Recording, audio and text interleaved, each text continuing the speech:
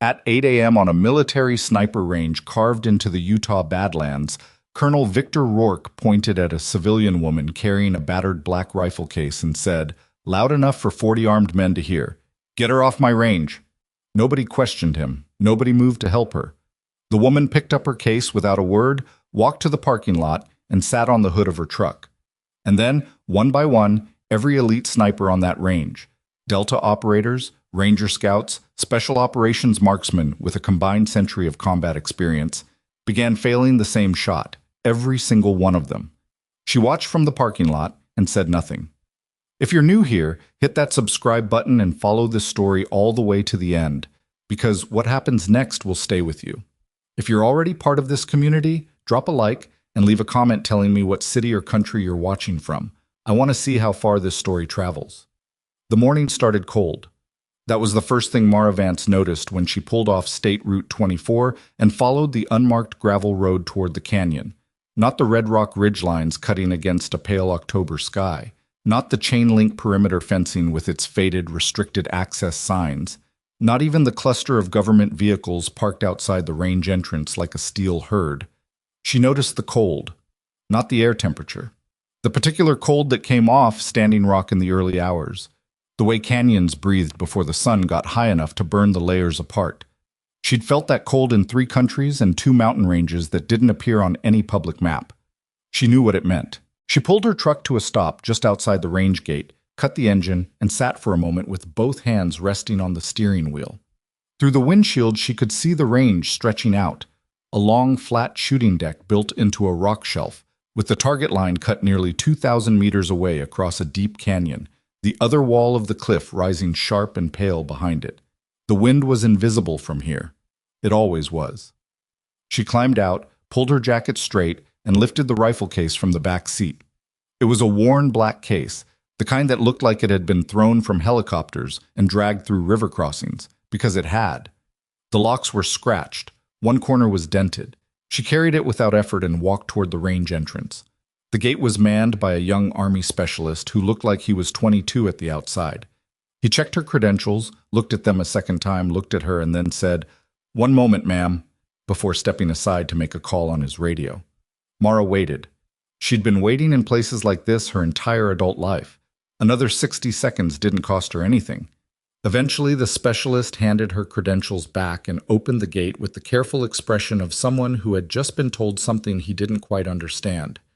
"You're cleared through, ma'am. Colonel Rourke is at the primary firing line." "I know where the firing line is," she said.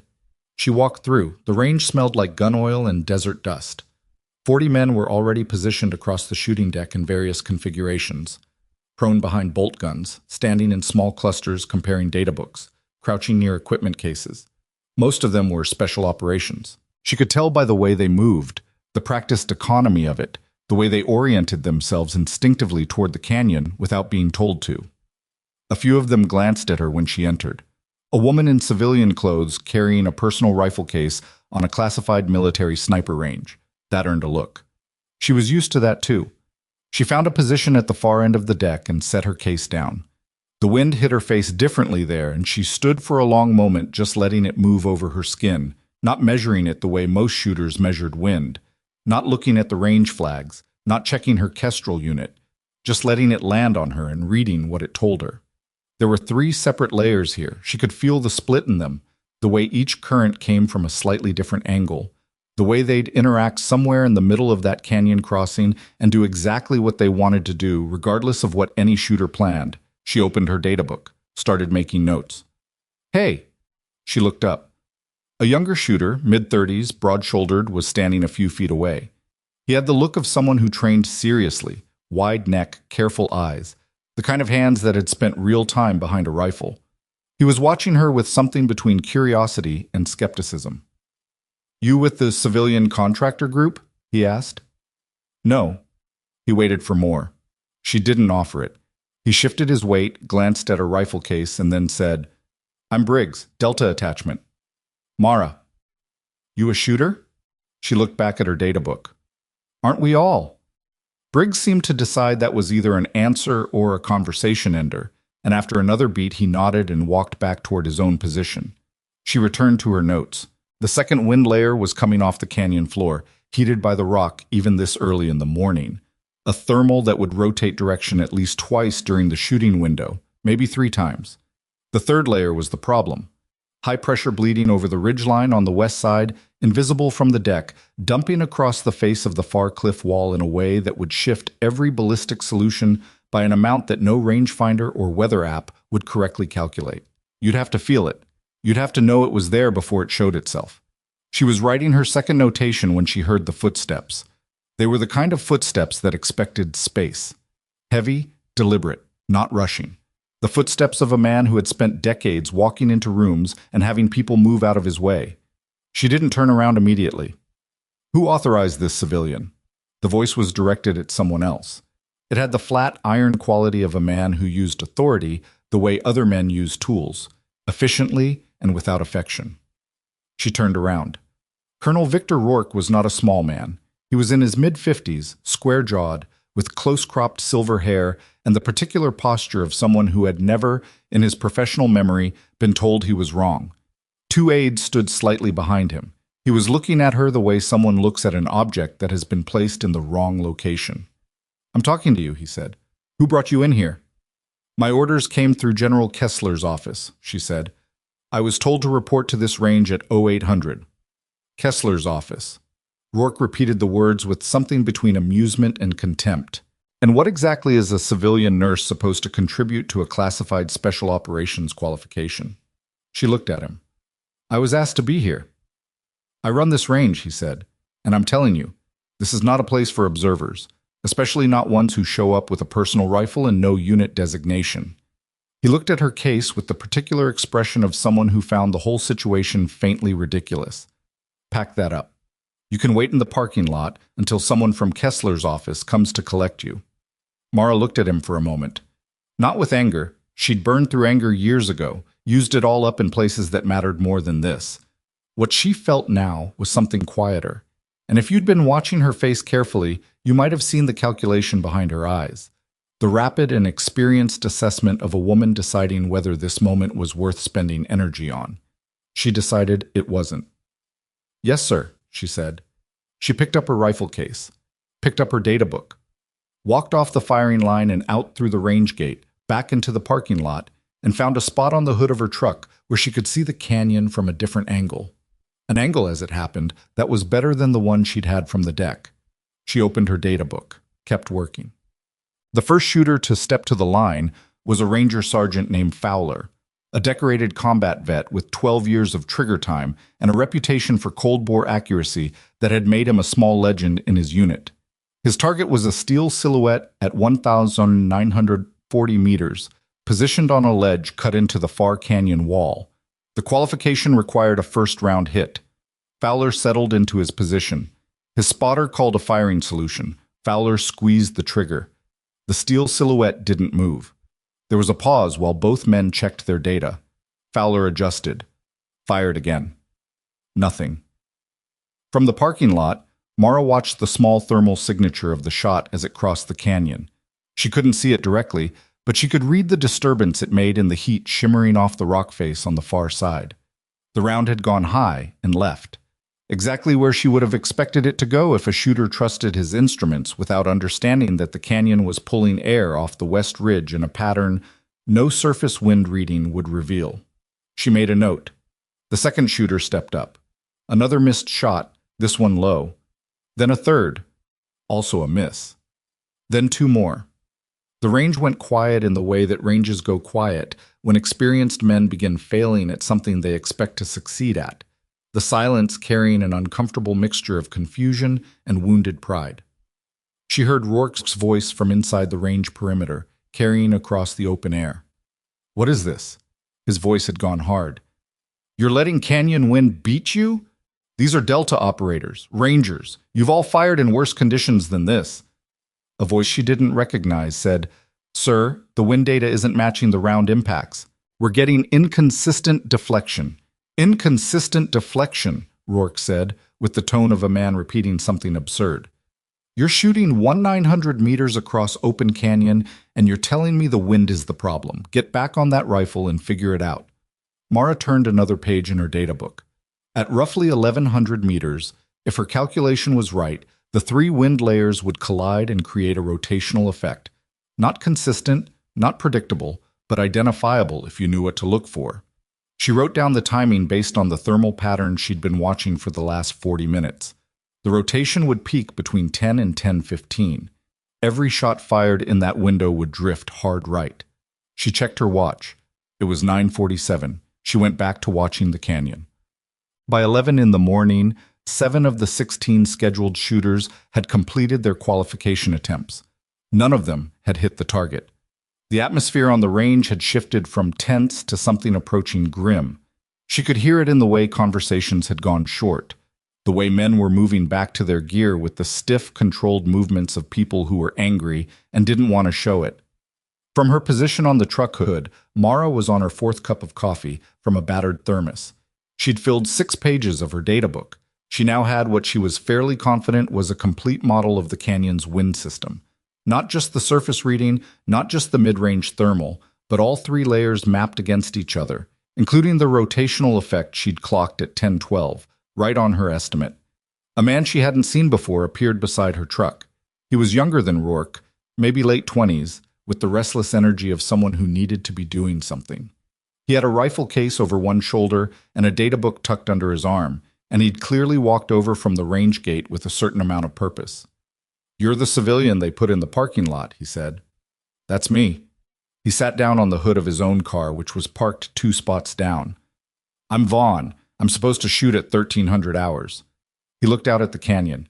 7 guys have gone so far. 7 misses. "I know," she said. "You've been watching the wind," he said. It wasn't a question. He'd been watching her for a while, apparently. "It's got 3 layers," she said. He was quiet for a moment. 3. Surface layer off the canyon floor. Mid-range thermal off the rock face. High-pressure bleed over the west ridge. She turned the data book so he could see her notations. "The third one is the one nobody's accounting for. It's not visible from the shooting deck. You can feel it from here, though." Vaughn leaned forward and looked at her data. His eyes moved across it with genuine attention, not the polite glance of someone humoring a stranger. He was actually reading it. "This rotation at 1012, it'll repeat," she said, "probably at approximately 1400. Wind systems in canyon formations tend to cycle." She paused. "Don't fire during the cycle." Vaughn looked at her. "Who are you?" "Mara," she said. He waited. "That's all?" She poured another cup of coffee from the thermos. "For now." He sat with that for a moment, then looked back out at the canyon with the expression of a man recalibrating something in his head. "Rourke's going to have the remaining shooters fire regardless of conditions. He told the range master he's not adjusting the schedule." "I know." "That means 8 more guys are probably going to miss." "Probably," she said. Vaughn rubbed the back of his neck. "And you're just going to sit here?" Mara didn't answer immediately. She looked at the canyon, at the pale rock wall on the far side, the way the light was moving across it, the barely visible shimmer of the thermal she'd been tracking all morning. Then she said, "He told me to wait in the parking lot. I'm waiting in the parking lot." Vaughn made a sound that might have been a laugh, short and involuntary. He stood up, picked up his case and his data book, and paused. "For what it's worth, I'm going to tell Briggs about the 3 layers." "Up to you," she said. He walked back toward the range. She watched him go, then turned back to her data book and started working on the afternoon thermal projection. The next 4 qualification attempts failed exactly as she'd predicted, each round deflecting in the pattern she'd mapped in her notes. The 5th attempt, a Ranger Master Sergeant named Doyle, who came in with a reputation for precision, came closer than anyone else, impacting the rock face within what looked like 18 inches of the steel silhouette, which meant his solution was almost right, and the wind had moved in the last quarter second of the shot's travel time. Close enough to know he had the skill. Not close enough to matter. By 12:30, Rourke had stopped watching the individual shots and was standing at the back of the range deck with his arms crossed, his face arranged in an expression of controlled displeasure that Mara could read from 300 meters away. He was not questioning the range. He was not questioning the conditions. He was doing what he always did, she suspected, building a narrative in which the failure belonged to everyone except the man who designed the day. She heard him tell his aide, Find me the current readiness data on all 16 of these men. If they can't qualify in field conditions, I want to know whether their unit commanders have been reporting accurate capability assessments." The aide said, "Yes, sir," and walked away with the look of someone about to deliver bad news to 16 sets of people who didn't deserve it. She looked back at the canyon. The West Ridge thermal was doing something interesting. It had backed off in the last 20 minutes, which meant the window between noon and approximately 1:30 would be the clearest shooting window of the day. If she were running this qualification, she'd have put the remaining shooters through in that window. The shots still wouldn't be easy, but they'd be possible. She looked at her watch. 12:37. She got off the hood of her truck and walked to the range gate. The same young specialist was there. She showed him her credentials again. "I need to speak to Colonel Rourke," she said. The specialist looked uncomfortable. "Ma'am, the colonel asked that you remain—" "I know what he asked," she said. "Tell him the West Ridge thermal is backing off. He has a viable shooting window opening in approximately 12 minutes and closing in about 55. If he doesn't put the remaining shooters through in that window, he loses the best conditions of the day." The specialist stared at her. "I'll wait here," she said. He made the call. She waited. A minute later, the specialist listened to something in his earpiece and then looked at her with the expression of a man who had just been told to relay a message he didn't agree with. "Colonel Rourke says thank you for your input and asks that you please remain in the designated waiting area." Mara nodded. "Okay," she said. She walked back to her truck. The next 4 shooters went to the line between 1 and 2:30, missing the window entirely. Every shot failed. By the time the last scheduled shooter of the day finished without a hit, the range had recorded 16 qualification attempts and 0 successful rounds on target. The afternoon was quiet with the specific silence of something that had gone badly wrong and not yet been named. She was eating a sandwich from her kit bag when she heard the helicopter. It came from the south, a Black Hawk flying low over the ridgeline with the no-nonsense approach angle of a military aircraft that wasn't there for ceremony. It dropped toward the range clearing without circling, a direct approach, and set down in a cloud of red dust about 200 meters from the range entrance. The rotor wash bent the desert brush flat and sent a ripple through every conversation on the range deck. She watched. She knew what this was. A man climbed out of the Black Hawk before the rotors had fully slowed. He was tall, wore 2 stars on his shoulder, and walked with the particular purpose of a man who had arrived because something had reached a point where his presence was required. Major General Ethan Kessler covered the distance from the helicopter to the range entrance in under 90 seconds, which said something about his mood. She got off her truck and picked up her rifle case. Kessler walked through the range gate, nodded once to the specialist who fumbled to attention, and then kept walking, past the assembled shooters, past the range master's station, past Rourke, who had stepped forward with a report beginning to form on his face, and kept walking until he reached the parking lot. Until he reached her. He stopped, looked at her. Then he did something that made every man on that range go absolutely still. He saluted. "Master Chief Vance," he said. "Sorry we're late. Traffic from Peterson was a nightmare." The silence that followed was the kind that happens when 40 trained military personnel simultaneously recalibrate something they thought they understood. Mara returned the salute. "Not your fault, General. I kept busy."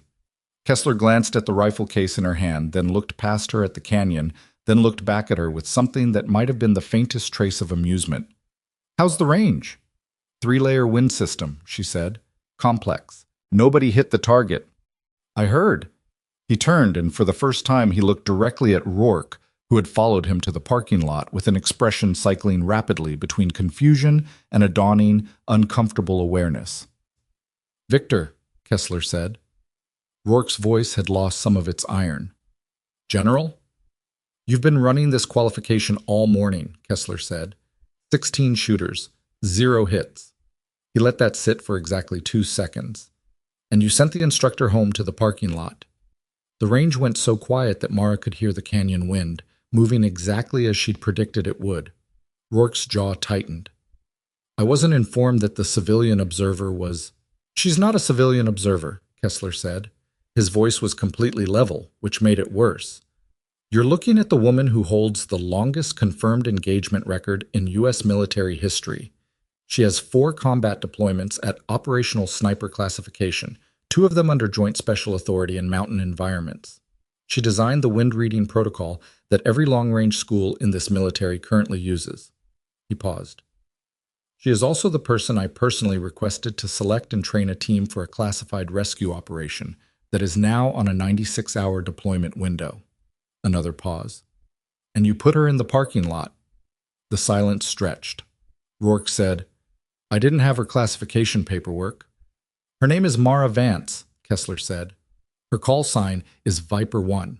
If those two facts didn't tell you everything you needed to know, then you might want to ask yourself what else you've been missing. He turned back to Mara. I apologize for the morning, Master Chief. I should have had someone contact the range directly. It worked out, Mara said. She lifted her databook. I got a full wind model from the parking lot. Better angle, actually. Kessler looked at the databook. Something in his expression settled into what might have been relief. How much of the afternoon do we have? Enough, she said. I need the remaining qualified shooters back on the line, and I need to be on the deck. She looked at Rourke when she said the last part. Not with malice, just with clarity, the look of someone telling the truth about a simple fact. Rourke's face had done something she hadn't expected. It had gone quiet. Not angry. Not defensive in the loud way she'd expected. Something else was moving behind it. Something she recognized because she'd seen it before on men who were genuinely intelligent but had been wrong for a very long time and were only now beginning to understand the weight of it. He stepped aside.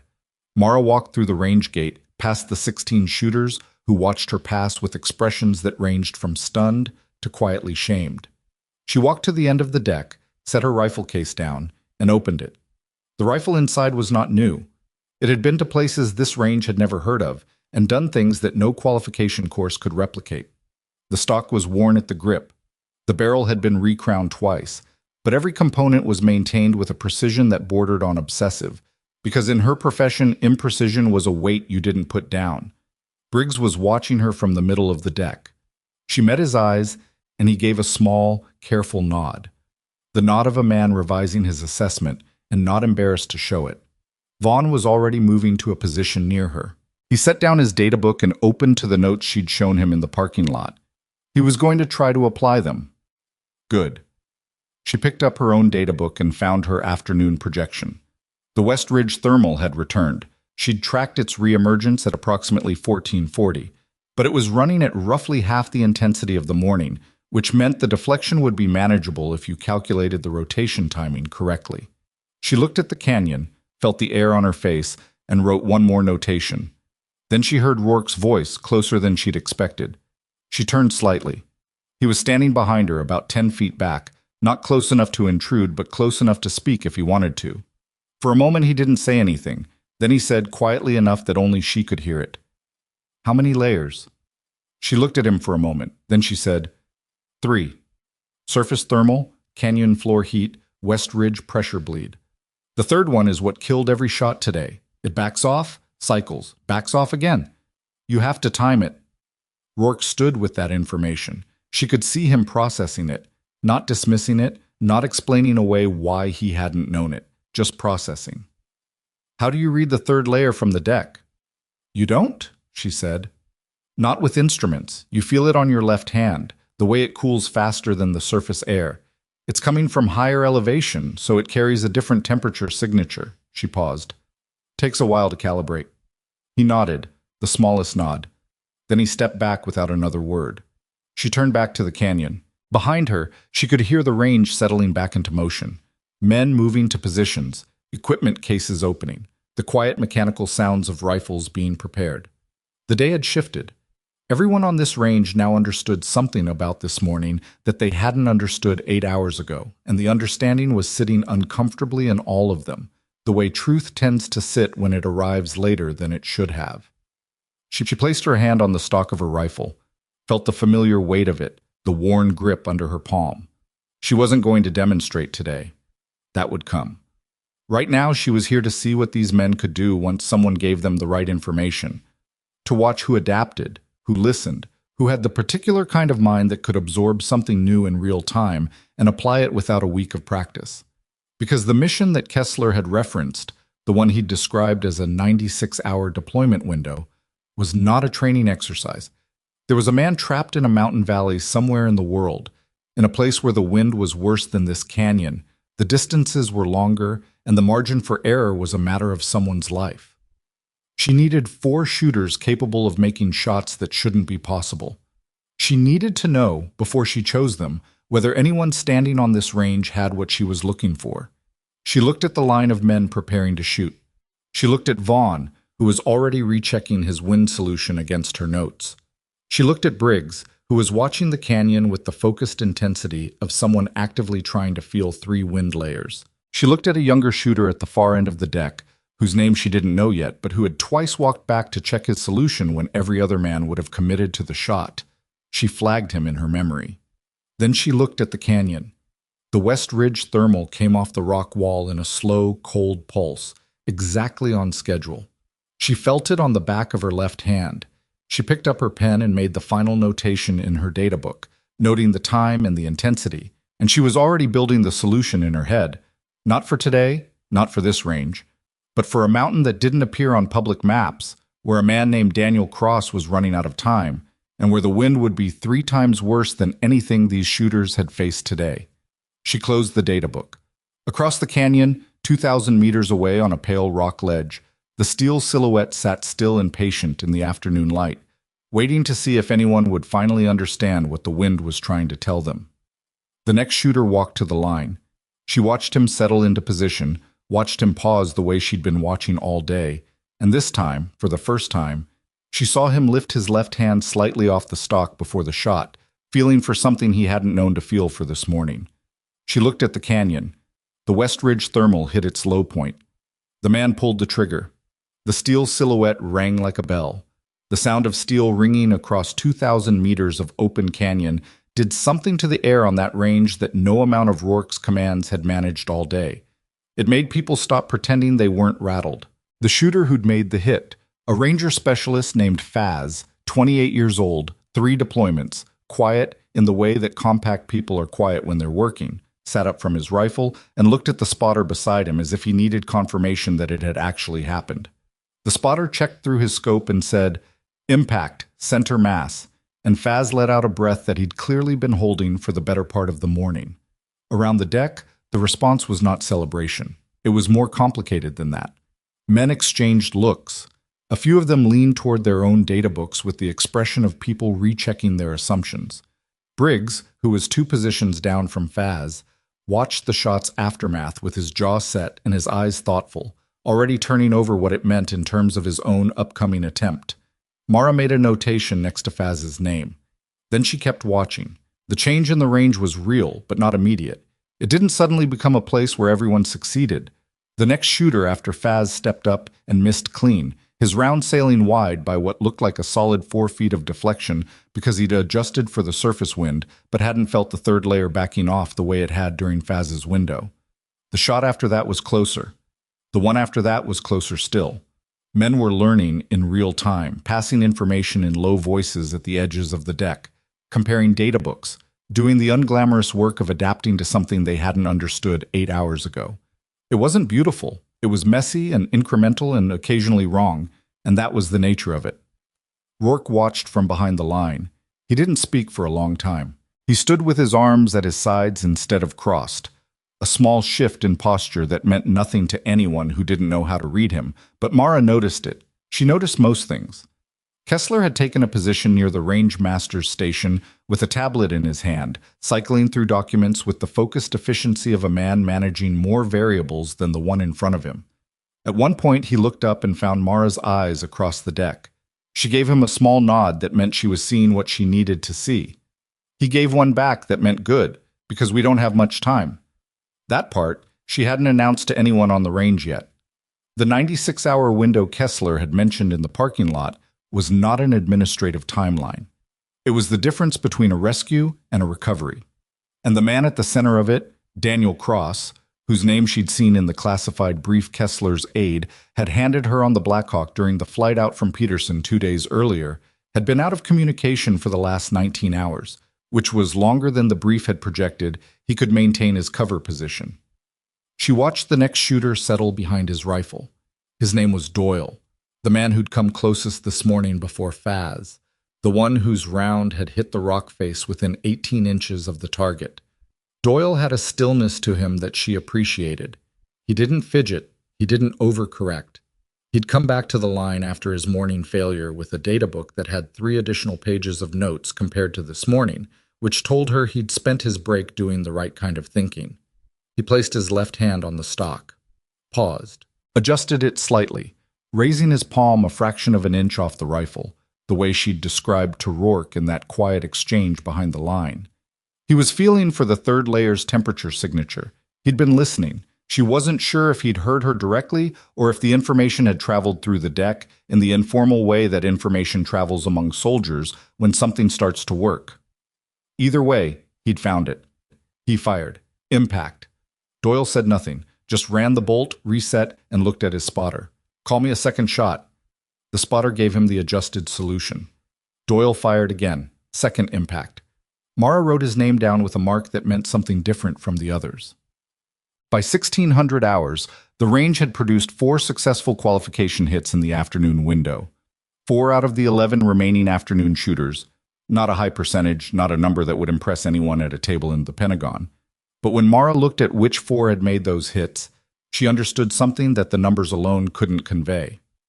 Faz, Doyle, Briggs, who'd made his hit on a second attempt after his first round deflected high, and he'd calmly recalculated without a word of complaint. And a ranger named Tucker, whose shot had been technically clean, but whose process she'd watched carefully enough to note that he'd gotten the right answer partly by luck and partly by skill, and that the luck component was higher than she'd want on a real mountain in a real combat window. She watched Tucker break down his equipment afterward. He was efficient. He moved with the practiced sureness of someone who had been doing this a long time and knew it. But twice during his shot sequence, she'd seen him reach for his Kestrel wind meter rather than feeling the air, and both times the Kestrel had given him data that was technically accurate for the surface layer, but had nothing useful to say about the thermal above it. He'd compensated by instinct rather than understanding, which had been enough today. It might not be enough at altitude. She noted that separately. Vaughn had not made a hit. He'd come close, closer than anyone who'd missed. And after his second failed attempt, he'd walked back from the line and sat on an equipment case by himself for several minutes with his data book on his knee and the look of someone who was genuinely angry, not at the range, not at the conditions, but at the specific part of himself that had done the wrong thing at the wrong moment. She watched him for a while. Genuine self-assessment, not excuse-making dressed up as reflection, but the real kind that hurts, was a characteristic she valued more than natural talent in a shooter who was still developing. She added his name to her informal list. Different mark than the others. Question mark? Not a check. But she didn't cross it out. Kessler appeared at her shoulder at 1620. The range was winding down, men starting to pack gear, the light shifting to the long flat gold of late Utah afternoon. Range report, he said, quietly enough to not carry. 4 confirmed candidates, she said. 2 probables. 1 I want to watch another day before I decide. We don't have another day? His voice was even, but it wasn't casual. Cross's last confirmed position was 19 hours ago. The satellite window we're using to track his signal closes at 0600 the day after tomorrow. If we're going to extract before the opposition figures out his position, the team needs to be moving within 72 hours. 72 hours. It had been 96 this morning. She closed her data book. Then we do it with what we have. How many? She looked at the 4 men who'd hit the target today. Then she looked across the range to where Vaughn was still sitting, still working through something in his head. 5, she said, maybe 6, in a support capacity. Who's the 6? She didn't answer immediately. She looked at Rourke, who was standing near the range gate now, speaking in a low voice to one of his aides with the expression of a man doing administrative work that his hands didn't want to do. He'd been running the official range record for the day, logging the outcomes, the weather data, the shooter performance metrics. Someone had to do it. He'd picked up the responsibility without being asked, which might have meant something or might have been habit. She didn't know yet. I'm still deciding, she said. Kessler followed her gaze. His expression didn't change. Take the evening. We brief at 0700 tomorrow at the Peterson Annex. Full mission package, full classified context. He paused. Mara. He's alive. Barely, but alive. That's the last confirmed read. She felt the weight of that land in her chest, the way such things land when you've been carrying them at arm's length all day, and finally let them sit where they belong. "I know," she said. "Don't let this morning slow you down." "It didn't," she said. "I got a better wind model from the parking lot anyway." He looked at her for a moment, then made a sound that was almost a laugh. He walked back toward the Blackhawk. The debrief that evening was not what Rourke had expected it to be. He'd prepared for it. That was clear when Mara walked into the range's briefing room at 1800 hours and found Rourke already there, seated, with a formal performance assessment laid out in front of him. 16 shooter profiles, the day's qualification data, weather logs. He'd done it correctly. Done it the way a range commander was supposed to, which meant if this had been an ordinary day, the debrief would have been his show. It wasn't his show. Mara came in with Kessler behind her and 3 of the shooters she'd flagged, Briggs, Doyle, and Faz, and she sat down at the table without ceremony and put her data book open in front of her.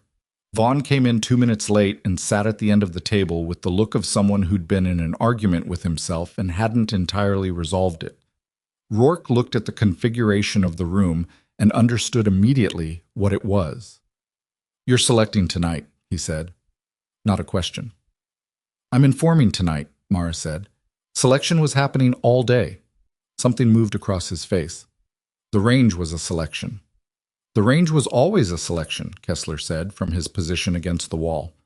"That's been in my operational brief for 3 weeks, Victor. The qualification framing was to ensure the conditions were competitive rather than performed." Rourke looked at the table. "I wasn't briefed on that."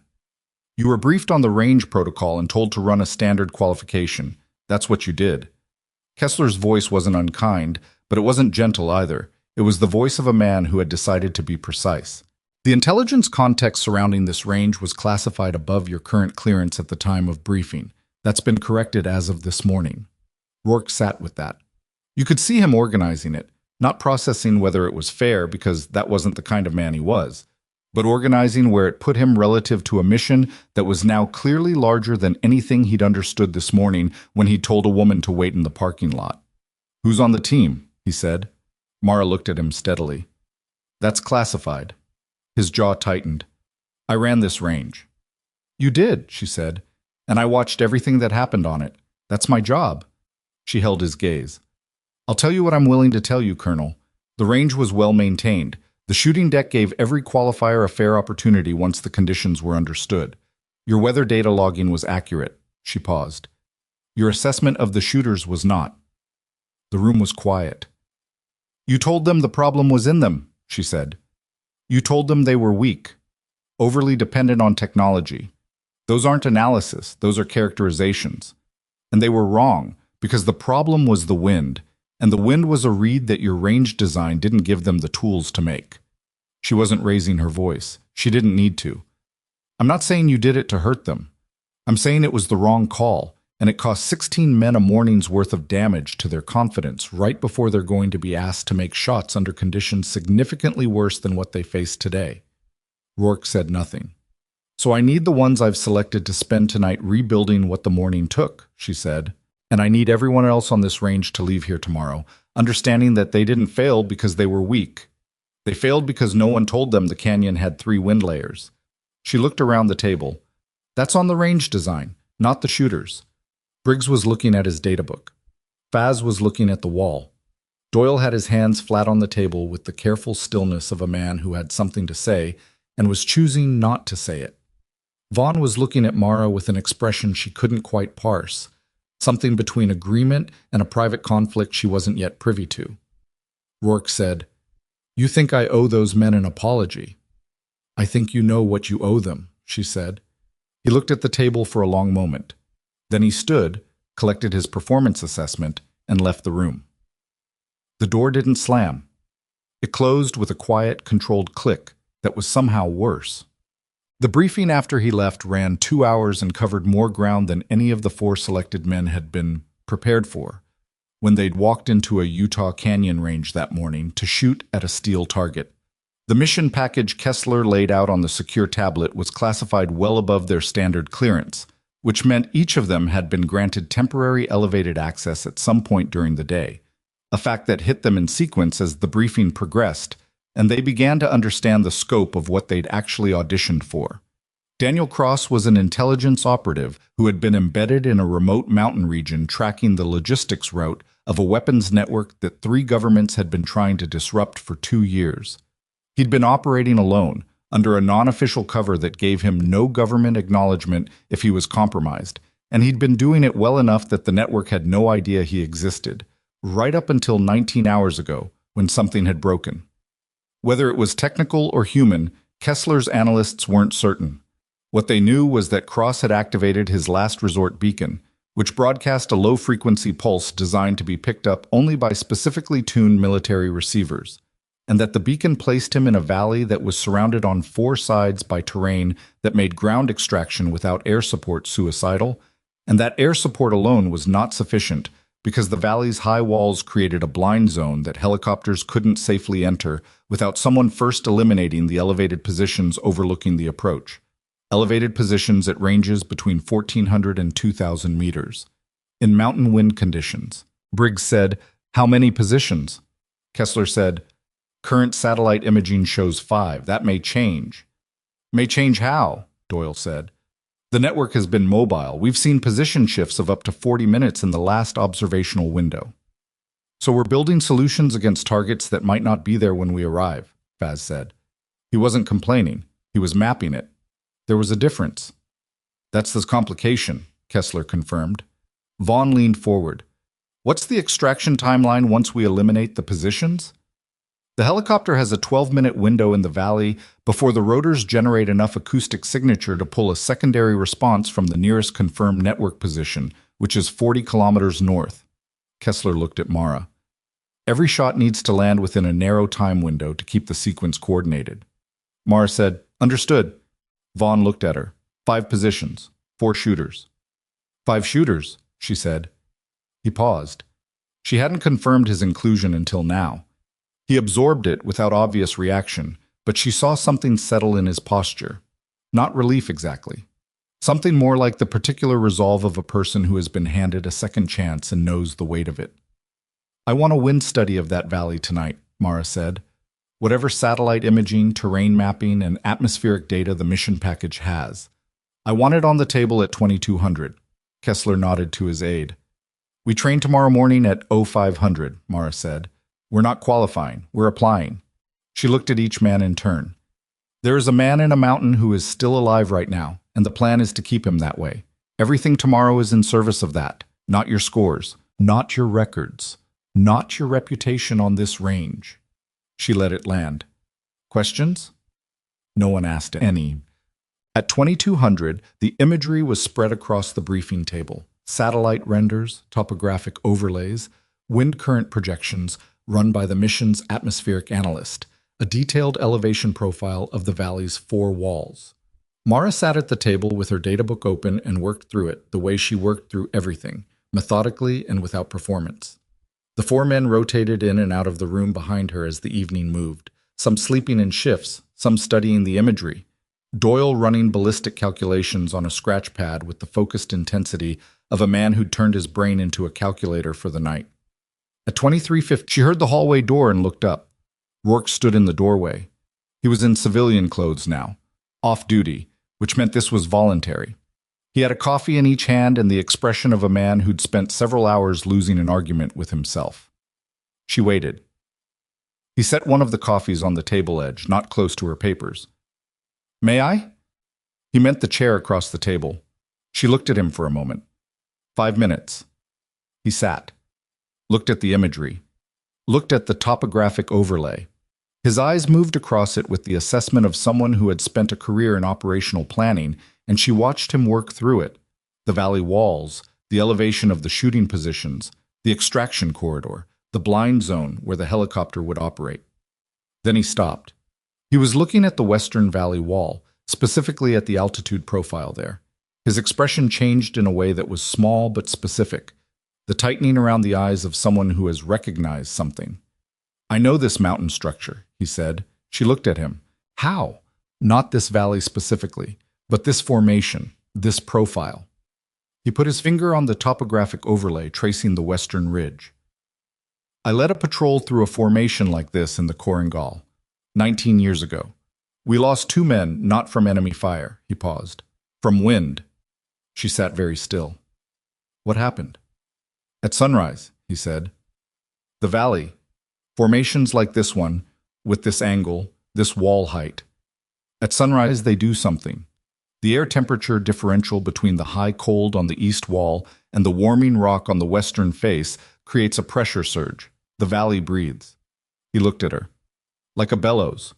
One pulse, maybe 40 to 60 seconds, then it normalizes. But if you're on the western approach when it hits, it ruins every ballistic solution you've built, she said. It'd ruin more than that, he said. If a shooter is compensating for a left wind and the valley suddenly breathes right, strong right, hard and fast, you're not just missing. Depending on the position, you could hit the extraction corridor. The words landed between them. Rourke looked at the table. Yeah. Mara looked at the satellite imagery. She looked at the timing in the mission package. Deployment window, extraction helicopter approach, the coordinated shot sequence. Everything was built around a wind model that hadn't accounted for a valley pulse at sunrise. Because no satellite, no atmospheric model, no surface reading would flag a geological pressure surge that lasted 40 seconds and only happened at the specific angle of morning light hitting a particular mountain formation. You had to have been there. You had to have almost died from it. She said, "You're sure about the formation match?" "No," he said, and that one word, the honest, unguarded admission, cost him something she could see clearly. A man who spent his career being certain, saying, "I'm not sure." The overlay is similar. The altitude profile matches, but I could be wrong. She looked at the mission brief, looked at the extraction timing, looked at the satellite imagery one more time. Then she looked at Rourke. The mission deploys in 61 hours, she said. If you're right about the valley breathing at sunrise, and we don't account for it, you need to change the shot window, he said. Either move it before astronomical twilight, before the temperature differential hits, or move it far enough past sunrise that the pulse has normalized. She calculated it. A pre-twilight shot window in that terrain, with those target distances, without adequate light.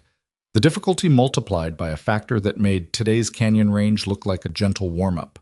Moving past sunrise by enough time to be safe might push the extraction into the secondary acoustic response window, which shortened the helicopter's operational time to a margin that was close to unworkable.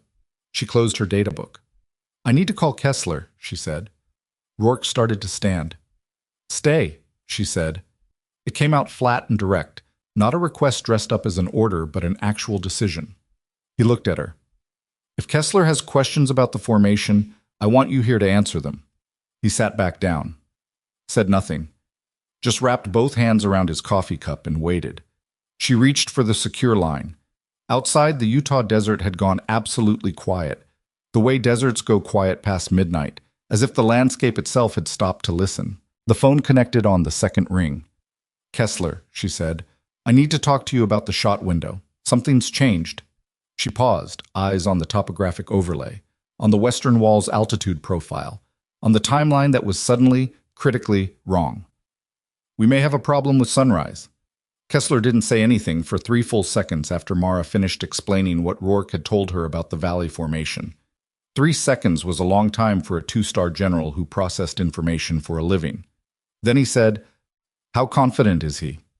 Mara looked across the table at Rourke, who was looking at the topographic overlay with the focused stillness of a man running 19-year-old memory against current data. "Confident enough to come to this room at 2300 hours in civilian clothes," she said. Another pause. "Put him on." She handed the phone across the table. Rourke took it, identified himself, and then, in the clipped, precise manner of a combat officer who knew how to strip emotion from a field report, described what he'd experienced in the Korengal. The formation characteristics, the altitude differential, the timing of the pulse relative to astronomical twilight. He didn't embellish. He didn't hedge more than once. When Kessler asked him to clarify the duration of the effect, Rourke said, "Between 35 and 50 seconds in my direct experience, long enough to compromise any shot being fired during it, short enough that you wouldn't catch it on standard atmospheric monitoring." He handed the phone back. Kessler said, "I'm waking up the atmospheric modeling team. I need 2 hours." We may not align the shot window without losing the helicopter corridor, Mara said. I know. 2 hours, Mara. The line went quiet. She set the phone down and looked at the mission package spread across the table.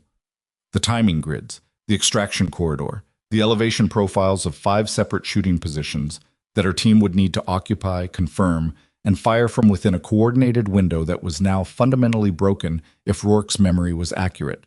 She picked up her pen, started redrawing the timeline from the shot window backward, working against the helicopter's acoustic limitations and the valley's thermal behavior in both directions at once. It was the kind of problem that didn't have a clean solution, only a least bad one. Rourke watched her work. He didn't offer anything else. He finished his coffee in silence and after a while stood to leave, and she said, without looking up, "The Korengal Patrol. The 2 men you lost to wind." He stopped. "What were their names?" He was quiet for a moment. "Reese and Cantwell." She kept writing. "I'll make sure this plan accounts for what happened to them." He stood in the doorway for another second. Then he left. The door made the same quiet, controlled click as before, but it meant something different this time. Oh. The atmospheric modeling team confirmed Rourke's assessment at 0147. Kessler called it in himself, which meant he'd been awake in the Peterson Annex running data with his analysts rather than sleeping, which meant he'd taken Rourke's report seriously from the first word, rather than waiting for the models to tell him what to think.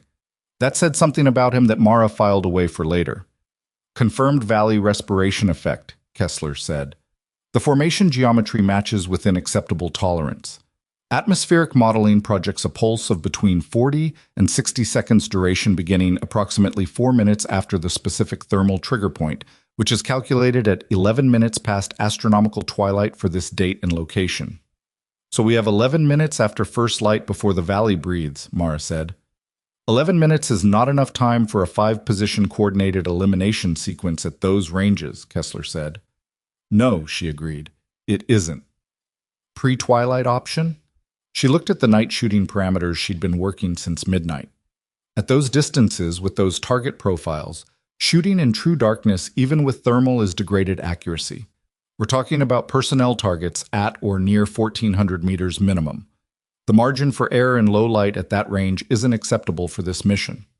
Define not acceptable. I define it as Daniel Cross is in that valley.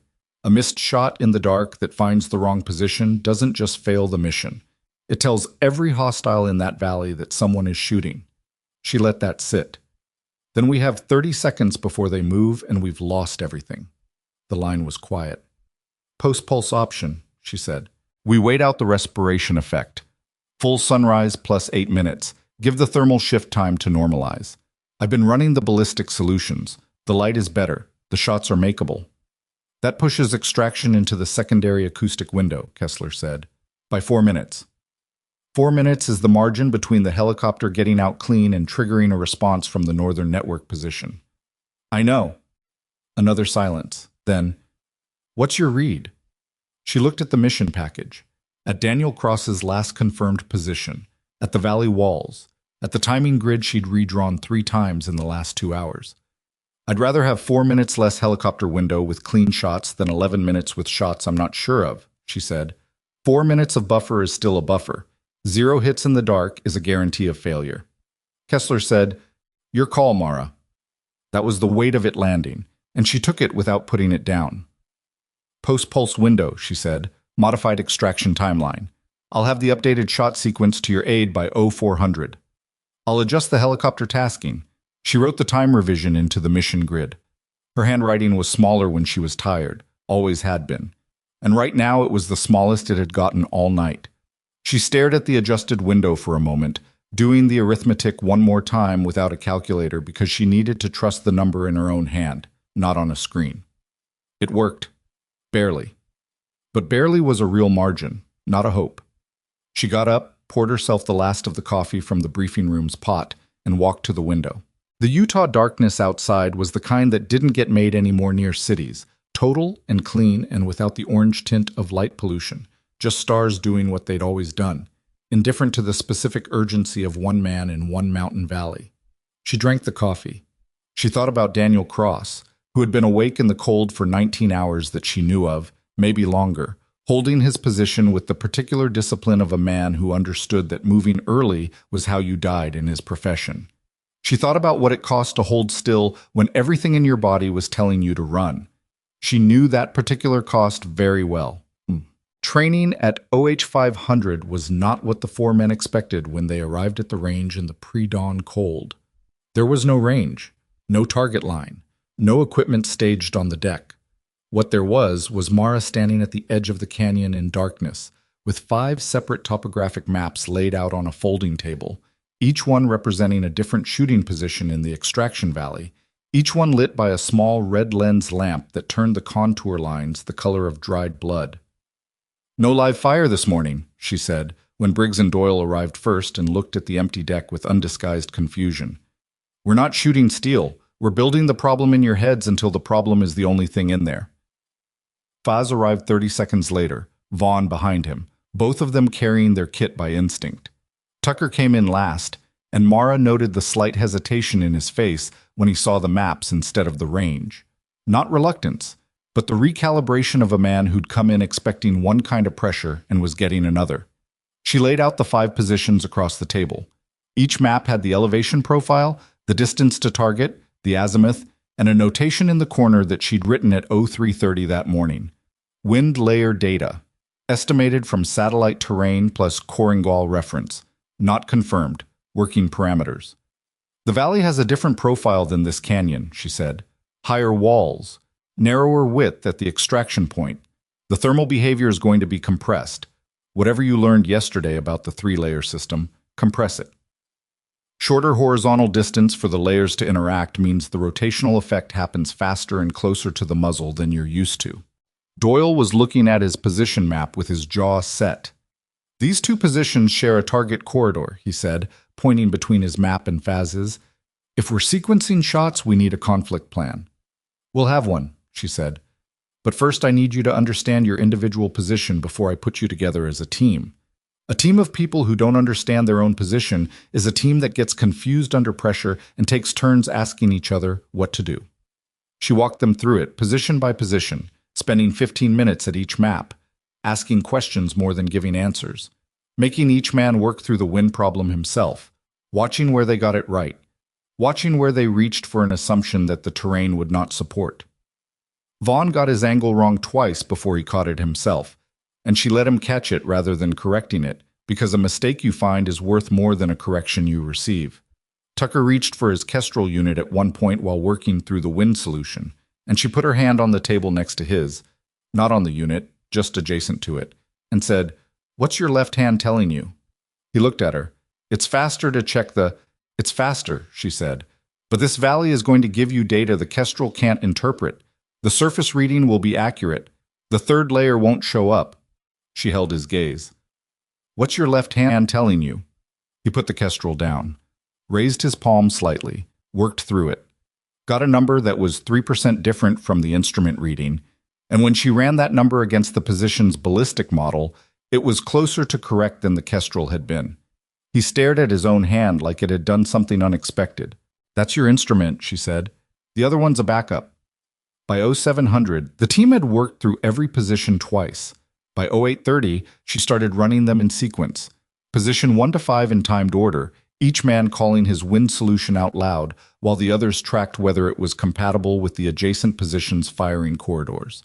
It wasn't clean. It wasn't supposed to be clean on the second run. It was supposed to be the foundation of something that would become clean by necessity when there were no more repetitions available. At 0915, the first genuine problem surfaced. Faz's position 3 and Vaughn's position 4 shared an elevation zone where both men's sightlines would cross the same terrain feature, a ridgeline spur on the valley's eastern wall. In the current timing sequence, Faz's shot at position 3 was scheduled 2 seconds before Vaughn's shot at position 4. If Faz's round passed through the shared terrain zone at the moment Vaughn was acquiring his target, Vaughn would experience a pressure wave, a small one, maybe imperceptible, maybe not, that could throw his solution. It was a 2-second problem. The solution was to move one shot 15 seconds earlier in the sequence and rebuild the timing on either side of it. Rebuilding the timing on either side of it meant Doyle's shot at position 5 moved 15 seconds later, which pushed it 4 seconds past the post-pulse normalization window, which meant if the valley respiration ran even slightly long, 55 seconds instead of 40, Doyle would be firing into the tail end of a pressure shift that could drift his round by enough to matter. She stood at the table with the timing grid in her hand and did the arithmetic 3 different ways, and all 3 ways gave her the same answer. The sequence had a flaw, and fixing it created a different flaw. And the question was which flaw was more likely to fail in the specific conditions of that specific valley. "Give me the option," Doyle said from beside her. He'd been watching her work the grid and had gotten to the problem himself. "I'll take the tail end window." She looked at him. "It's not a good option." "No," he agreed. "It's a less bad one." He looked at the grid. "I've been reading wind in 3-layer systems since yesterday. I'll feel the pulse. I'll know if it's still active." "If you're wrong, I know what happens if I'm wrong." He said it flatly, without drama, the way people talk about real consequences. "But Vaughn's position 4 is a harder shot than mine. If Vaughn misses because Faz's pressure wave hit him at the wrong second, we have an active target in an uncleared position with the helicopter already committed to the extraction corridor." He paused. "That's worse than me taking the tail end window." She looked at the grid. She looked at Doyle. She thought about the morning she'd spent watching him on the range. The careful stillness, the data book with 3 new pages of notes, the instinct to feel the air before he committed to a solution. "You call the wind in real time," she said. "If the pulse is still active when your window opens, you wait 10 seconds and recalculate. You don't rush it." "Understood." "If you don't have a clean solution in your extended window, you abort your shot and we adapt." He held her gaze. "Understood." She wrote the timing revision into the grid. It was the least bad version of a problem that didn't have a clean version. That was most of this work.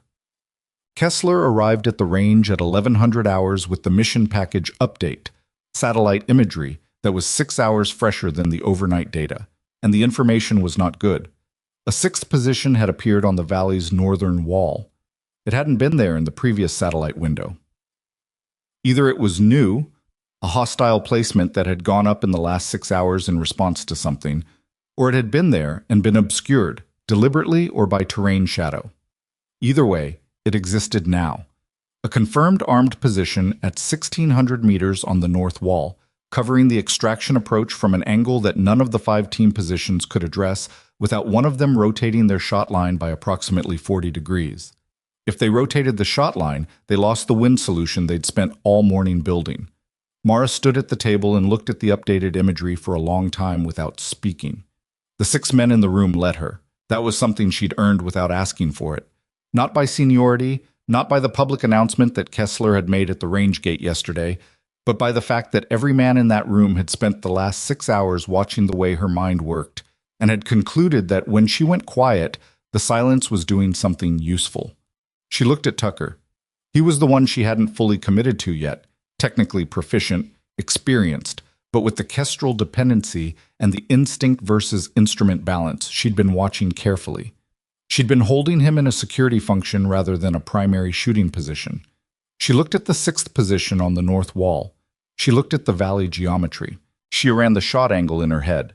From Tucker's proposed support position, which was at the valley's western entry point, the north wall position was actually in his sight line. It was a longer shot than any of the primary positions. At the angle he'd need to acquire the target, the wind solution would be completely different from anything they'd trained on this morning. She looked at Tucker. "What do you need to take a 1,600-meter shot on a north-facing position from the western entry?" Tucker processed the question without flinching, which told her something. 10 minutes with the imagery and the terrain profile," he said, "and a confirmed window when the other 5 shots are sequenced so I know what pressure changes I'm going to feel from adjacent fire." She nodded. "You have 9 minutes. Work fast." He pulled the imagery toward him and started. The room moved around him, Briggs and Faz reviewing their updated position data, Doyle reworking the timing grid with the 6th shot incorporated, Vaughn studying the north wall approach with the concentrated look of someone mapping secondary consequences. The operation had doubled in complexity in the last 30 minutes. No one commented on that. There was no value in commenting on it. At 11:45, Kessler pulled Mara aside. "Cross's beacon signal has changed," he said. His voice was low enough that only she could hear it. Changed how? The pulse interval is elongating. When an operative activates a last resort beacon, the standard protocol is a pulse every 90 seconds. Cross's interval has extended to 140 seconds and has been climbing for the last 4 hours. He held her gaze. That pattern is consistent with a beacon that's losing power, or with an operative who's, "I know what it's consistent with," she said. "The extraction window we set last night may be too late."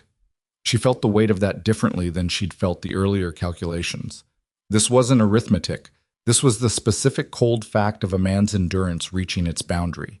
She'd been in places where she'd understood how long a person could hold a position, and she knew the number wasn't academic. How much earlier can we move? Not before the post-pulse normalization.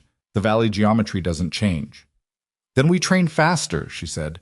Can you get me a live terrain mock-up? Anything. Elevated platform, barrier set, something that gives these men the experience of shooting downward into an enclosed space before tomorrow morning. Kessler thought for exactly 2 seconds. There's a training facility at Dugway. I can have it active by 1400. Then we need to be in vehicles by 1300. He nodded and stepped away to make the call.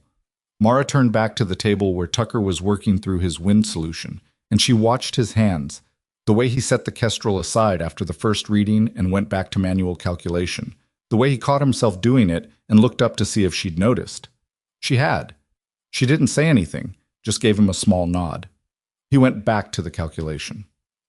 The Dugway facility was a stripped-down version of the norms, barrier walls simulating the valley's northern approach, laser-range targets that registered hits without requiring live rounds.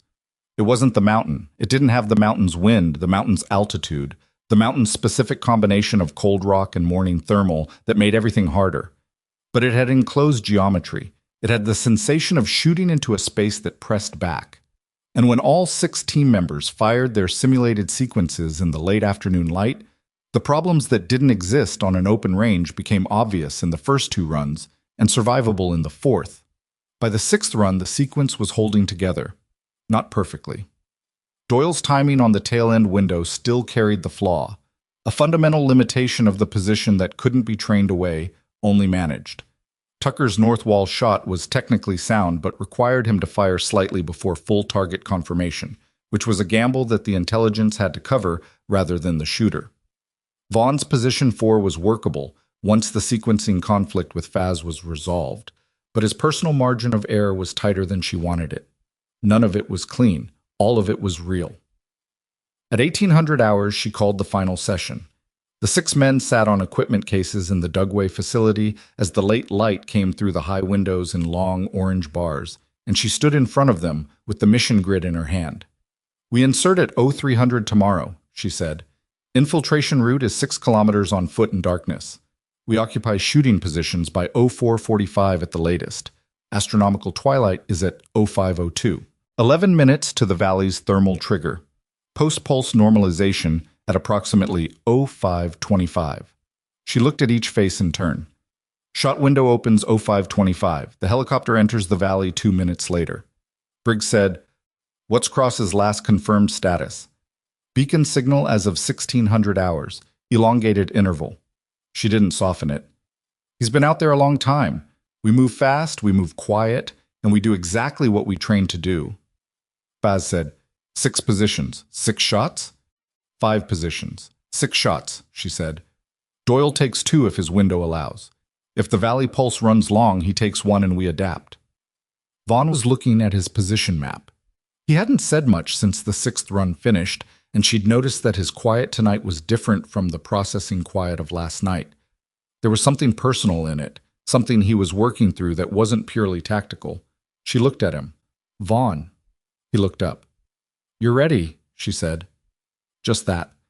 He held her gaze for a moment, then nodded once with the particular nod of someone accepting a wait rather than being given permission. She dismissed them at 1815. Told them to sleep, which she knew was optimistic but said anyway, because the instruction created the intention and the intention was worth something. She stayed at the facility for another 40 minutes, running the shot sequence one more time in her head from beginning to end, looking for the thing she'd missed. She did this every time, the final private pass through the problem, the search for the flaw in her own thinking that peer review and training runs couldn't catch because it was inside her own assumptions. She found two things she didn't like. Neither of them was solvable. She wrote them in her data book and put a box around each one. Not because boxing them fixed them, it didn't, but because she needed to know where the soft spots in this plan were when she was lying in the dark above a valley at 04:45 tomorrow morning, and nothing was behaving exactly as designed. At 2000 hours, she walked out to the vehicle line. Rourke was standing by her truck. She stopped. He was in his field jacket, not his uniform, and he had the look of a man who had made a decision on the drive over and wasn't entirely sure he was going to be thanked for it. "I'm not here officially," he said. "Kessler doesn't know I'm at Dugway." "Why are you at Dugway?" He pulled out a single sheet of paper, folded, not in a formal sleeve, and held it out to her. She took it, unfolded it. It was a hand-drawn terrain sketch, rough but precise in the way that combat veterans draw terrain sketches. Key features oversized, relative distances noted in ink. A particular feature circled at the Eastern Valley approach. "There's a rock shelf at the eastern entry," he said, "about 12 meters above the valley floor. It doesn't appear in your satellite imagery because the overhang shadows it, but it's there. Formations like this always have it. Same geological process as the valley respiration. The shelf creates a secondary eddy current when the main pulse hits." He pointed to the sketch. "If any of your people are on the eastern approach when the valley breathes, they're going to feel a secondary push from below, about 8 seconds after the main pulse. It'll feel like a crosswind. It isn't. It's vertical." Mara looked at the sketch. She looked at the position assignments. Briggs was on the eastern approach. Vertical pressure during a shot was not the same as lateral wind. You couldn't correct for it the same way. If Briggs hit it mid-shot and interpreted it as crosswind deflection, his correction would go the wrong direction. She looked up from the sketch. "How do you know about the shelf?" "I went back to my mission records after the debrief last night," he said. "I pulled the Korengal patrol documentation from the archive. I've been reading it since 0200. He'd been awake since the briefing room, reading 19-year-old records to extract information that might matter to a mission he wasn't officially part of." She looked at him for a moment in the fading light. "Can Briggs compensate for vertical pressure if he's warned?" "He'll need to test it in position," Rourke said, "before the shot window. Feel the eddy current himself. If he's warned ahead of time, he can identify it when it arrives. If he's not warned, it'll surprise him." She folded the sketch, put it in her data book. "Thank you," she said, and meant it without decoration. Rourke looked at the ground, then he looked up. "The man in the valley, Cross." He paused. "He's been there a while." "Yes." "The kind of person who gets sent somewhere like that alone," Rourke said. He does what it takes," Mara said. "Same as anyone." Rourke was quiet for a moment, then he said, "I wanted to apologize. To you. Directly. Not through the debrief, not through Kessler, directly." She looked at him. "I was wrong yesterday," he said. "I assessed you based on what I saw and what I expected, and both of those were wrong, and I handled it badly." He said it the way people say things they've been rehearsing, not robotically, but with the specific cadence of carefully chosen words. 16 men spent a morning failing because I wouldn't hear what you were trying to tell me, and that's on me." She held his gaze. She thought about what she could say to that. The sharp version, the merciful version, the complicated true version that was neither. She thought about Reese and Cantwell, two men she'd never met who had died on a cold mountainside 19 years ago, while a younger version of the man in front of her led a patrol through the wrong window. She thought about the fact that he'd been awake since 0200 reading their files. "You came back," she said. "When you knew something we needed, you came back." She looked at him. "That matters." He didn't answer, just gave a single nod, the kind that means a person is taking something with them rather than leaving it behind. She opened the truck door, stopped. "Colonel?" He looked at her. "Tell no one you were here tonight." She held up the sketch. "Officially, I identified the shelf issue through extended terrain analysis. Understood?" He understood. She could see it. "Yes, ma'am." She got in the truck, started the engine. Behind her, through the rearview mirror, she watched Rourke walk back to his own vehicle under the dark Utah sky. She drove out of the Dugway lot and turned north toward the Peterson Annex, running the shot sequence again in her head. The modified timing, the post-pulse window, Doyle's tail-end gamble, Tucker's early acquisition, Vaughn's tight margin, and now Briggs on the eastern shelf with a vertical eddy current he needed to feel before first light. She was 3 miles down the highway when her phone rang. Kessler. She answered immediately. His voice was different from every time before. Not controlled tight, not efficient. Something she hadn't heard from him yet, which was why she recognized it immediately. The voice of a man who was delivering news that had just changed the architecture of everything. Cross's beacon stopped, he said, 4 minutes ago. Complete cessation. Not an interval extension. Stopped. The highway stretched ahead of her in the dark. That could mean the battery failed, she said. It could, Kessler said. Or it could mean he activated shutdown protocol because the position was compromised. It could mean that too. She kept driving. The dark was very complete out here. No other headlights, just the highway and the stars doing what they'd always done. Or it could mean something else. Yes, Kessler said. It could. She pressed the accelerator down. We moved the insertion to 0100. Can you adjust the helicopter tasking? A pause. I'll make it happen. 2 hours earlier means we're moving in deeper darkness than planned. The infiltration route gets harder. I know. Tell the team we brief at 2200, 2 hours from now. She was already calculating the new timeline, the compression of every margin they'd built, the insertion route in true dark with no thermal advantage. 6 men moving silently toward a valley where a man's beacon had just gone silent. Kessler. Yeah. He's still there, she said. Until I see evidence that tells me otherwise, he is still there. The line was quiet for a second. Then Kessler said, confirmed, and ended the call.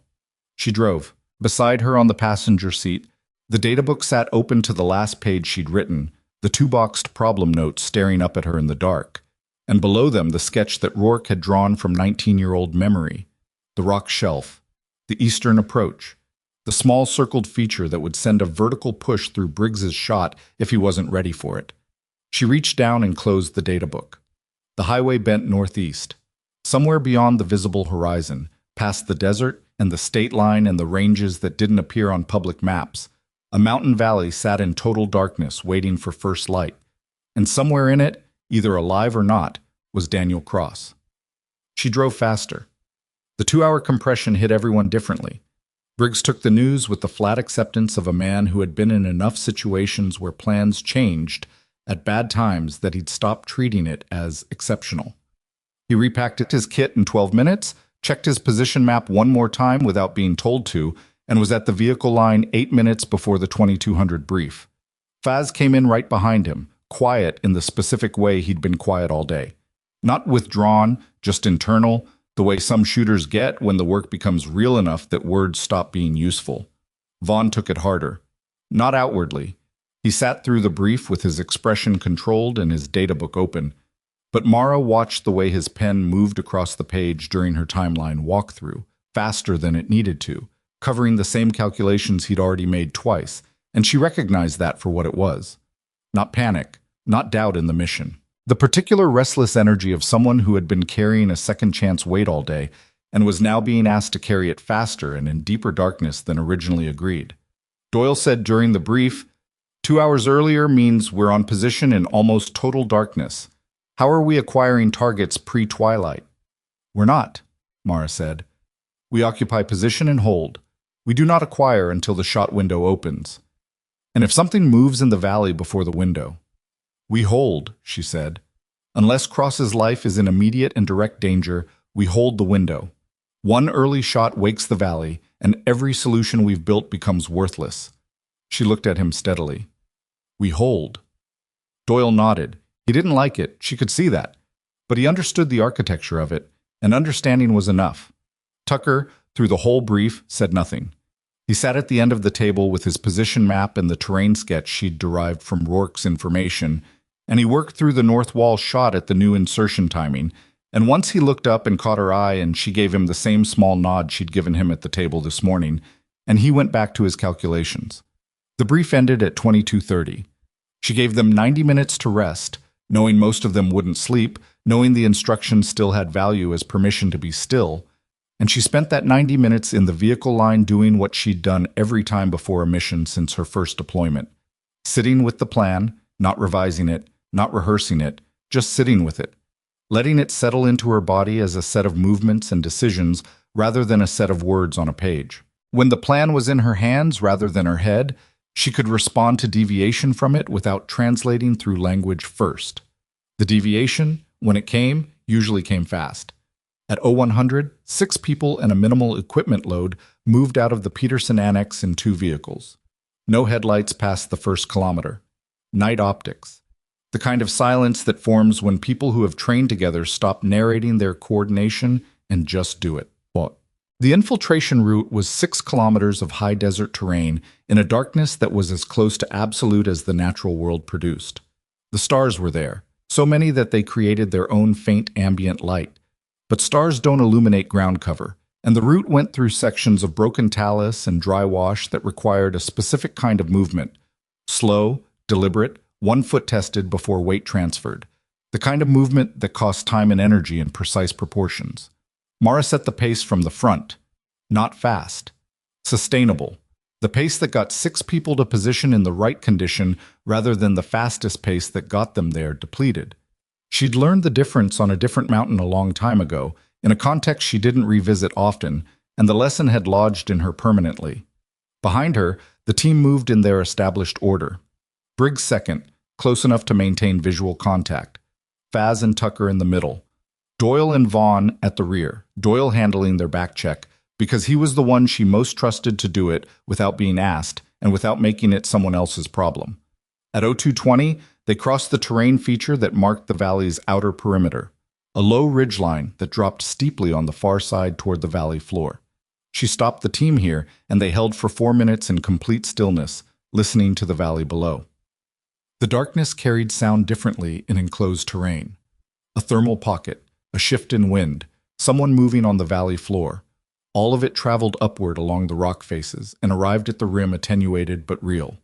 She heard nothing that wasn't terrain. She moved them in. Position separation took 31 minutes.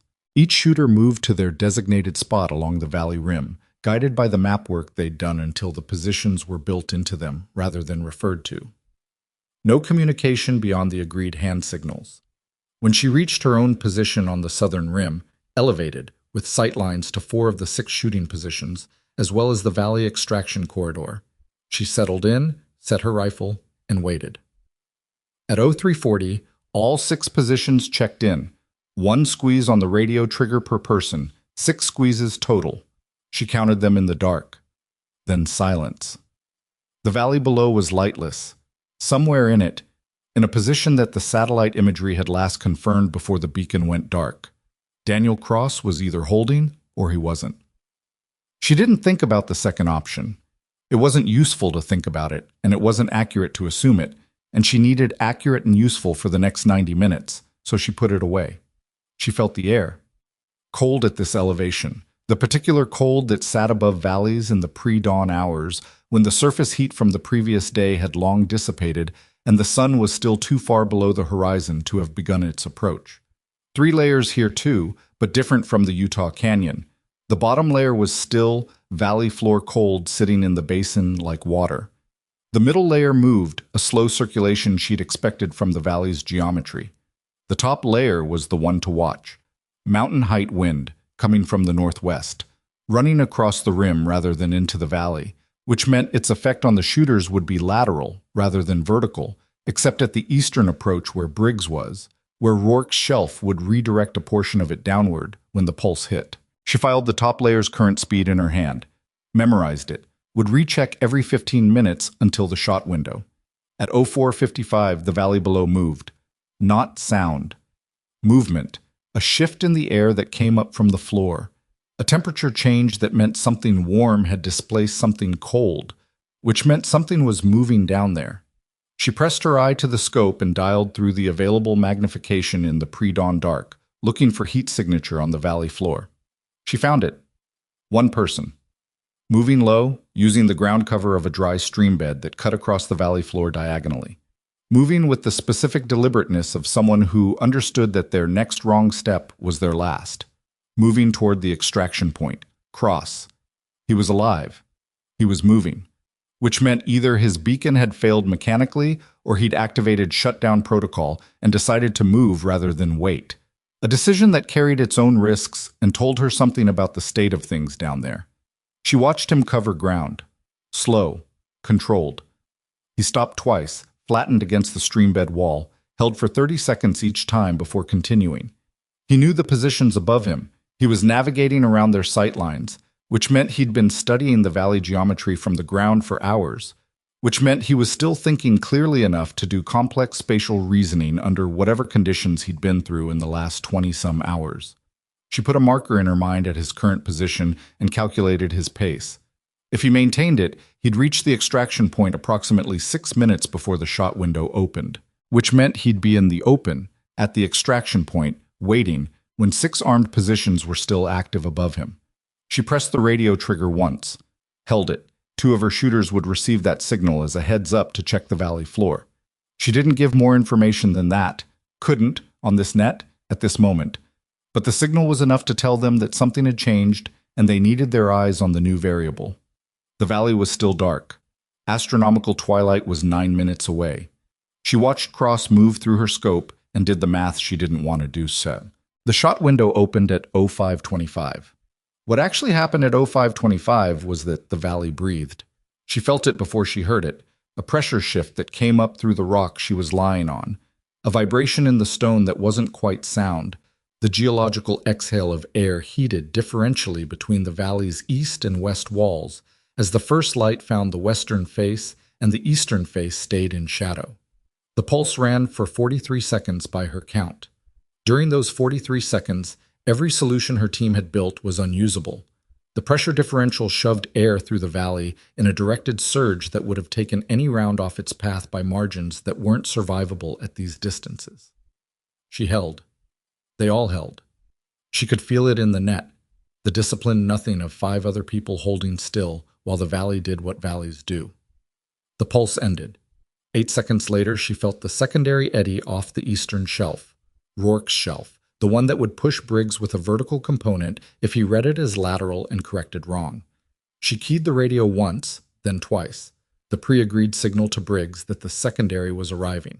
1 click came back from his position, which meant received. At 05:33, with the post-pulse air settling back toward workable and Cross flat on the ground at the extraction point 40 meters from his cover position, the first target appeared. Position 1 on the north wall. A man with a rifle, moving to the rim, acquiring the valley floor where Cross was lying. He didn't have Cross yet, but he was going to have him in approximately 12 seconds. Tucker fired. The shot was at 1,600 meters on a north-facing wall in post-twilight light with a wind solution he'd built in the dark and tested in a training facility in Utah the previous afternoon. It was not a shot that should have worked on the first attempt. It worked on the first attempt. The north wall position went still. 3 seconds later, the sequence ran. Faz took position 2 on the western wall. Clean hit, confirmed. Briggs took position 3 on the eastern approach. She heard the shot, waited, and 2 seconds later his radio clicked twice. Impact. He'd felt the vertical eddy, identified it as vertical rather than lateral, and compensated correctly. Doyle came in on position 4 with the timing they'd rebuilt the previous afternoon, his window in the tail end of the pulse normalization, and she heard the shot and then heard Doyle's voice, quiet and certain, say, impact into the net. Vaughn fired on position 5. She waited. 1 second, 2 seconds. The silence that followed a shot either carried an impact or it didn't, and the way the net sounded after Vaughn's shot was the way it sounded when an impact didn't come.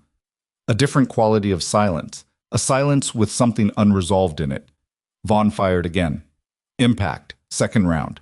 She wrote nothing, just moved to her own solution because the timing had slipped 12 seconds on Vaughn's position, and that meant the helicopter was already committed and the extraction window was compressing in position 6, the western wall's second position, the one that had appeared in the updated satellite imagery and been added to the mission at 1100 hours the previous day, was still active and was now moving. The target on position 6 was moving laterally along the western rim, which meant he'd heard something, Tucker's shot possibly, or a noise the pulse had masked and then exposed when it ended. He was moving with his rifle at his shoulder, not running, not panicking, but tracking, his attention on the valley floor where Cross was, and he was going to have a line of sight on the extraction point in approximately 8 seconds. She had a solution built for a stationary target. The target wasn't stationary. She felt the air on her left hand.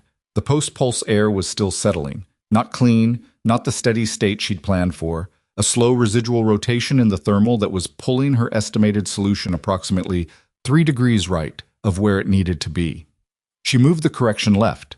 Not by calculation, by feel, the accumulated 48 hours of this problem in her hands translating directly into a movement that was part physics and part the specific kind of knowledge that doesn't live in the head. She fired. The target on position 6 dropped. Below, in the valley, the helicopter came in from the southern approach. She heard the rotor sound before she saw it, a controlled descent into the basin, and through her scope she watched Cross come up from the ground in the fluid, exhausted movement of a man who has been very still for a very long time and is now spending the last of what he has on a sprint to the extraction point. I was running. The helicopter touched down at 0541. Cross reached it at 0543. The rotors didn't slow. The crew chief had the door open, Cross went in, and the helicopter lifted in a smooth upward arc that took it out of the valley basin through the southern corridor and into open airspace inside the acoustic window. Mara watched through her scope until the helicopter cleared the rim. Then she let out the breath she'd been holding since 0533. Extraction for the team was a 2-kilometer foot movement to a vehicle pickup, and they covered it in silence that was different from the infiltration silence, the silence of people who had done the thing and hadn't yet decided what they felt about having done it. The debrief would happen at Peterson. The formal accounting would come later. For now, there were 6 people walking out of a mountain in early morning light, with all 6 of them still walking, which was the specific outcome Mara had defined as the floor of success before the mission began. She counted them as they reached the vehicle. 6. The drive back to Peterson took 4 hours. She slept for 90 minutes in the passenger seat. Not voluntarily, just the way the body takes what it needs when it decides the high alert phase is over. She woke somewhere in western Utah with the sun already up, and Briggs driving with the particular focused calm of someone who was content to let the silence be what it was. He said, when he noticed her awake, "Tucker's shot was something." "It was," she said. "I didn't think he had it." "I wasn't sure either," she said, which was the truth. Briggs drove for another few months. Then, "You knew about the shelf, the eastern eddy. You warned me before it hit." "Terrain analysis," she said. He looked at her sideways. The particular sideways look of someone who suspects the answer they've been given is true, but not complete. He didn't push it, just nodded and drove. She looked out at the desert moving past. Thought about the 2 seconds of silence after Vaughn's first shot, the way the net had sounded, the specific quality of a near miss in a chain where near misses have cascading costs. Vaughn had corrected and hit on the second round, which meant the mission had held, which meant everything was fine by any objective accounting. But the 2 seconds were real. They would be real in the debrief, and they would be real in her assessment, and they would be real in Vaughn's own understanding of what had happened and why. And none of that was a punishment. It was just the accurate record of a shot that needed 2 attempts in a window that had been built for 1. It was survivable. This time. She thought about the next time, whenever it was, whoever was in the valley. She thought about what she would change. The formal debrief at Peterson began at 1400 hours and ran until nearly 1900. Kessler ran it, with Mara as the primary technical debriefer and each team member giving their individual account in sequence. It was thorough, methodical, and uncomfortable in the way that accurate post-mission debriefs are uncomfortable, not because anyone had failed catastrophically, but because the accurate record of what happened included the gaps and the close calls and the moments where the plan had been held together by margins thinner than anyone had wanted. Cross was at Walter Reed. His condition was listed as stable with moderate dehydration and what the initial medical assessment described as early-stage hypothermia, which meant he'd been out in the cold longer than his beacon data had suggested, possibly as long as 30 hours in position. He was expected to make a full recovery. That information arrived at the debrief table as a written update from Kessler's aide, and when it was read aloud, the room went quiet for a moment, in the particular way rooms go quiet when the number that matters most turns out to be the right one. At 17:15, when the tactical portion of the debrief was complete and Kessler had moved into the administrative documentation phase, there was a knock on the debrief room door. It was Rourke. He was in uniform this time, full service dress, which meant this was official, which meant what he was about to do had been thought through enough to require uniform. He requested entry. Kessler looked at Mara. She nodded. Rourke came in, stood at the end of the table, and looked at the team. He looked at each of them in turn. Briggs, Faz, Doyle, Tucker, Vaughn, with the specific attention of someone taking a full accounting of what he was looking at. Then he said, "I owe every man in this room an apology for what I said on that range. I called you weak. I said you were dependent on technology. Those assessments were wrong, and they were made without the information that would have told me they were wrong.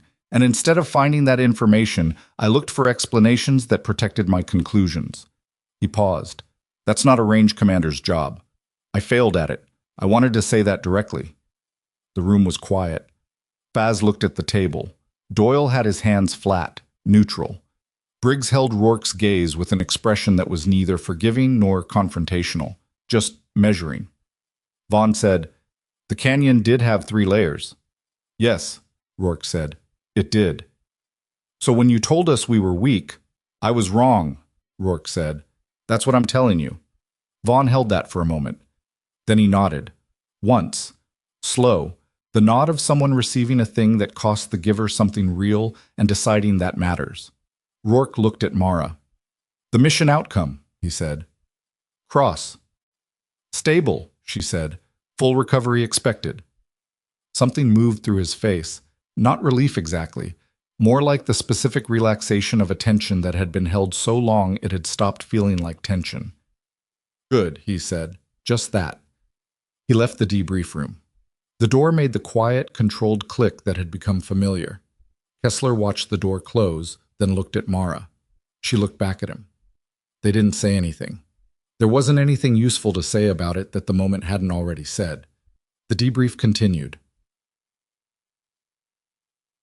3 days after the mission, the formal investigation into Rourke's conduct on the range opened. It hadn't been Mara's request. It had been filed by one of the 16 qualification shooters, a Delta operator named Rennick, who'd spent the 3 days between the qualification and the investigation sitting with what Rourke had said to him and to his team, and had concluded that what had happened on that range wasn't an acceptable field correction. It was documented verbal abuse under operational conditions, and the documentation Rennick filed was thorough, specific, and corroborated by 4 other shooters who added their own accounts within 24 hours. Mara was interviewed as a witness on the 4th day. She told what she'd seen and heard without embellishment and without reduction, because the accurate account was the only one that served anyone's genuine interest. She described the dismissal, the characterizations of the shooters, the refusal to hear wind data that would have changed the day's outcomes. She described it once, clearly, and then answered the investigator's follow-up questions with the same precision. At the end of the interview, the investigator asked if she wanted to make any additional statement. She thought about it for a moment. Then she said, "Colonel Rourke came to me voluntarily on the night before the mission with information about the target terrain that changed our tactical approach. The information was accurate, and it's possible that without it we would have had a different outcome." She paused. "I wanted that on the record." The investigator noted it. She walked out of the interview room and into the hallway, where Kessler was waiting with 2 coffees and the expression of a man who had been doing this long enough to know that the paperwork after a mission was in some ways harder than the mission itself.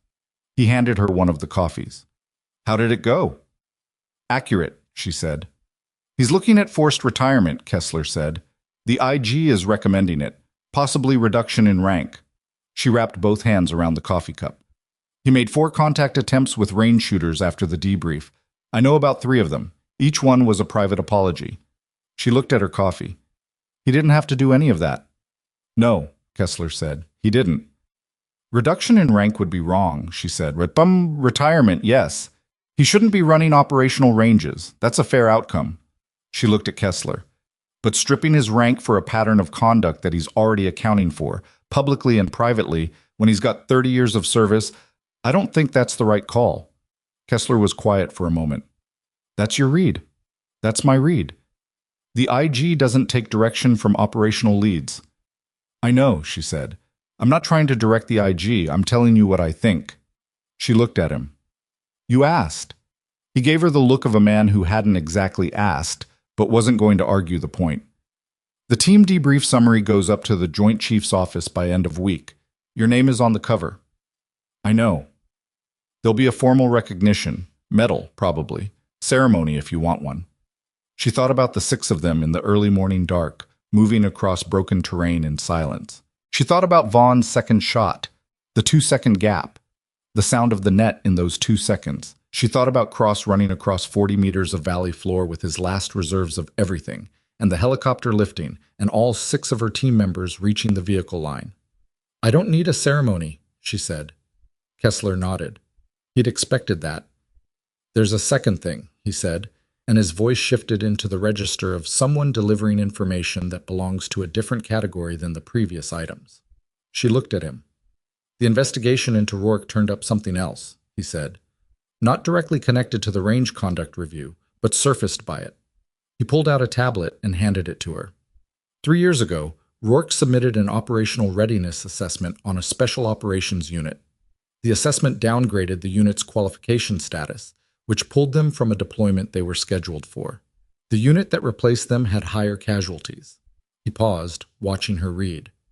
The downgrade was based on a training performance review that Rourke authored himself. The IG is now questioning whether that assessment was accurate. She read the document. Read it again. Her face didn't change, but something behind her eyes went very still. The unit that was pulled, she said. 4th Special Operations Group, Bravo Detachment, Kessler said. They were reassigned to non-operational status for 7 months based on that assessment. She looked at the tablet. She looked at the unit designation. She knew that designation. She knew what had been pulled from them. Not just the deployment, but the 7 months of operational stagnation that followed. The career impacts.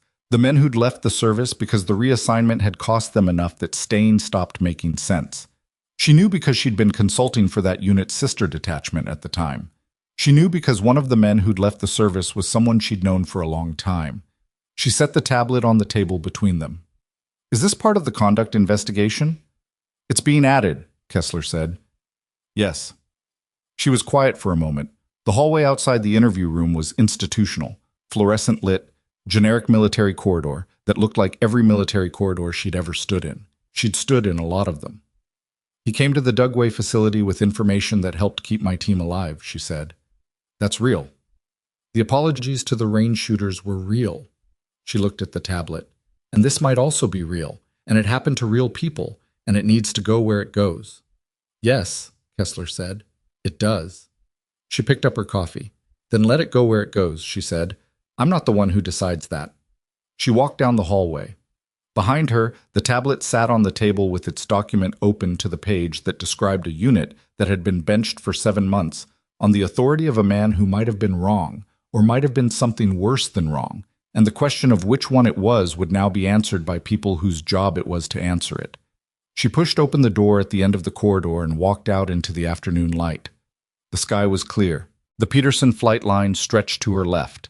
Aircraft on the taxiway, the ordinary machinery of a military installation doing what it always did, indifferent to the specific weight of any individual walking across its grounds. Her phone buzzed. She looked at it. A message from a number she didn't have saved, which meant it was routed through a secure relay, which meant the person sending it had used official channels to reach a personal number, which meant they wanted to reach her, but weren't sure she'd pick up a call from an unknown line. The message was 4 words. They said you were there. She looked at the message. She knew the number it had been routed through. She knew the relay service. And she knew, from context, from the investigation timing, from the specific phrasing of someone who had just been told something about a decision that had altered the course of 7 months of their life, exactly who had sent it. She stood on the flight line with the afternoon light on her face and the message open on her phone, and the weight of the things she'd just learned about Rourke settled into a different configuration. Not smaller, not lighter, but different, because some things can be true at the same time without canceling each other out. And the man who had come to a parking lot at 0100 with a hand-drawn terrain sketch was not entirely the same man who had written a readiness assessment 3 years ago. And both of those things were real, and neither one of them told her what to do next. She typed back 2 words. I was. She sent it, put the phone in her pocket, waited for what came next. The reply came 40 minutes later. She was in her truck, parked on the east side of the Peterson flight line, with a cold coffee and the particular stillness that follows the end of something large, when the phone buzzed again. The message from the secure relay was longer this time. Not 4 words, not a statement, but a question. "Can I call you?" She looked at it. Outside the windshield, a C-17 was taxiing toward the runway with the slow, heavy patience of large aircraft, its engines building toward the sound that always reminded her of distance. She thought about the person on the other end of the relay. She thought about 7 months and a readiness assessment and a career that had been bent at an angle it never fully straightened out. She typed, "Yes." The call came in 40 seconds. She answered it. The voice on the other end belonged to a man named Garrett Solis, and she hadn't heard it in 2 years. He sounded older than 2 years should account for, which told her that the time since she'd last spoken to him had been the kind that ages people faster than the calendar does.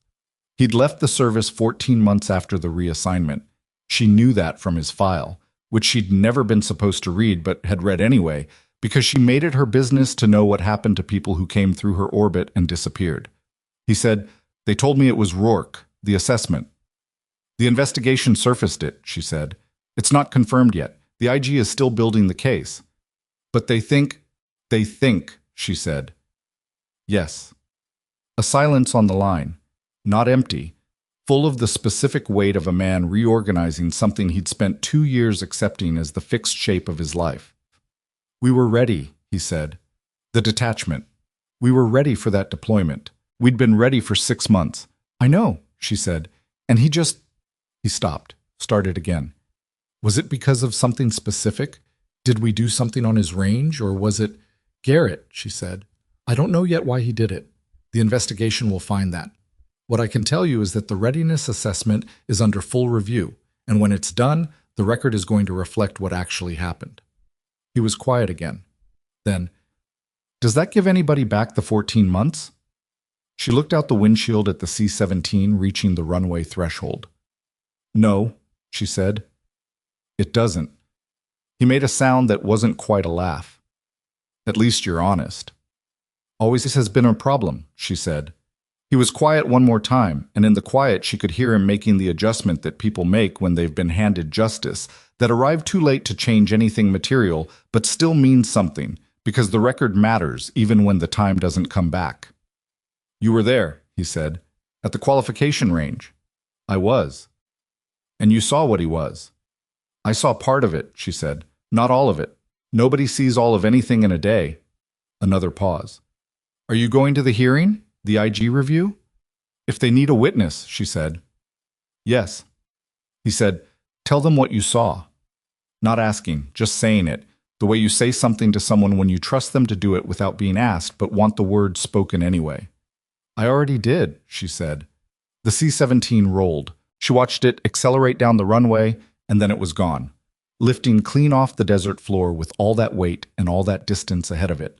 And she stayed on the phone until Solis said goodbye, and she said goodbye back, and then she sat in the truck for another minute with the phone in her hand and the afternoon light doing what afternoon light does in October, running long and gold across everything it can reach. Then she started the truck and drove. The Inspector General's formal review hearing convened 3 weeks later at a military legal facility in Colorado Springs.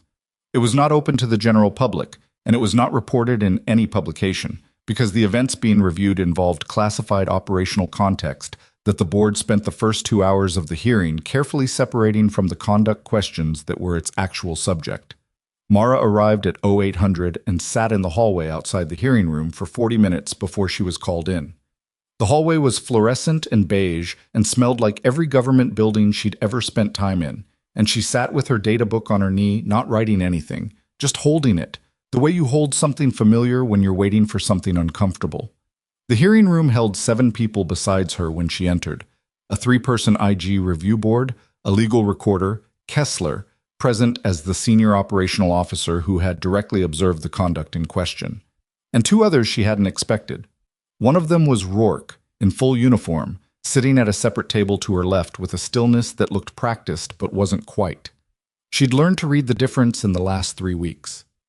The other was Garrett Solis, in civilian clothes, sitting against the far wall with his hands on his knees and the expression of a man who had driven a long way and was going to stay for the whole thing regardless of what it cost him. She sat down at the witness table. The lead board member, a brigadier general named Wills, who had the face of a woman who had heard a great many things and been surprised by very few of them, introduced the review parameters, read the specific conduct allegations into the record, and then looked at Mara and said, "Master Chief Vance, please describe what you directly witnessed on the qualification range at the Utah facility." Mara described it. She used the same words she'd used in her initial interview, because the accurate account doesn't improve with revision. She described the dismissal, the language Rourke had used about the shooters, the refusal to consider the wind data she'd attempted to relay. She described the afternoon after Kessler's arrival and what Rourke had said and not said during the range's second phase. She described the debrief and Rourke's exit from it. When she reached the part about the briefing room at 2300 hours, Rourke appearing with 2 coffees, the terrain sketch, the information about the valley formation, she told it accurately and completely. She described the geological knowledge he'd carried from a 19-year-old patrol. She described how that information had been integrated into the mission plan. She told the board that without it, the Eastern approach would have presented an unaccounted variable that could have compromised Briggs's shot, and that a missed shot in that sequence carried a cascade of consequences that she walked them through in terms precise enough that the board's military members followed and the legal recorder asked twice for clarification. She was in the hearing room for 2 hours and 18 minutes. General Wills asked, at the end, "In your professional assessment, is Colonel Rourke a danger to personnel under his command?" Mara thought about it. Not to perform deliberation, she genuinely thought about it because the question deserved a real answer rather than a fast one. She thought about the range. She thought about the briefing room. She thought about the Dugway parking lot. She thought about Garrett Solis 14 months out of a service that had defined him, driving to Colorado Springs to sit against a wall and hear the truth spoken into the official record. In a range commander capacity, yes, she said. He carries a pattern of assessment that privileges his own certainty over incoming data, and in a training environment that pattern produces the kind of damage I witnessed, not to bodies, but to the confidence and careers of capable people who deserved better information. She paused.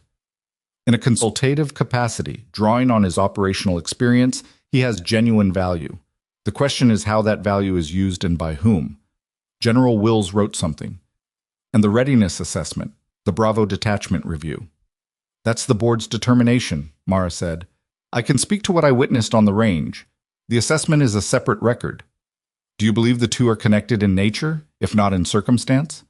She looked at the board member. I believe the same pattern that told Colonel Rourke the canyon wind wasn't the problem on a qualification range could tell him that a ready unit wasn't ready. I believe the pattern is consistent. She held the board member's gaze.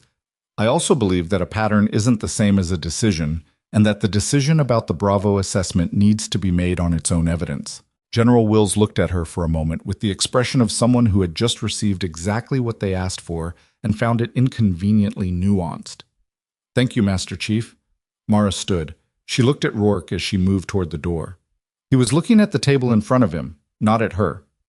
His jaw was set in the way it had been set that first morning on the range, but the expression behind it was different now. Not iron. Something more complicated and less comfortable, which meant it was probably more honest. She looked at Solis against the far wall. He met her eyes. She gave him a nod. Not small, not ceremonial, a real one, the kind that says, I came. I told the truth. It's in the record now. He gave one back that said he'd received it. She walked out. Well, the board's findings came down 11 days after the hearing. Rourke was formally recommended for administrative separation, retirement, not dismissal, with full rank and pension retained. The conduct findings documented the range behavior, the verbal characterizations of the shooters, and the dismissal of Mara from the firing line, and those findings were placed in his permanent record.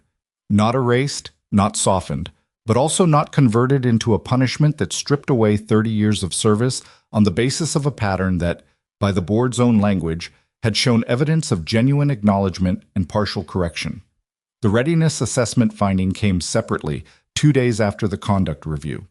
The IG's investigation into the Bravo detachment assessment concluded that the review process had been procedurally irregular, that the evaluation had relied exclusively on Rourke's personal observation data, without corroborating unit performance records that would have been required under standard protocol.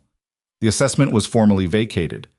The Bravo detachment's operational record was corrected to reflect accurate readiness status for the period in question. It did not give Garrett Solis his 14 months back. It did not put him back in the service. What it did was put on the official record, in language that would outlast every person currently living who had any stake in it, that the Bravo detachment had been ready, that the assessment that said otherwise had been wrong, that the men who had spent 7 months in operational limbo on the basis of that assessment had been capable, and the record now said so. Mara read the finding in her kitchen at 6 in the morning with coffee she'd made properly this time, in a machine rather than a thermos, at a table that had her data book stacked on one end, and a window that looked out at a small yard where the October light was doing the same thing it had done on the Peterson flight line, long and gold and reaching as far as it could. She read the finding twice. Then she set it down and drank her coffee. Her phone buzzed. A text from a number she recognized now. Solis, no longer through the relay. They fixed the record. She typed back, "I know, I read it this morning." A pause. Then, "Thank you." She looked at those 2 words for a moment.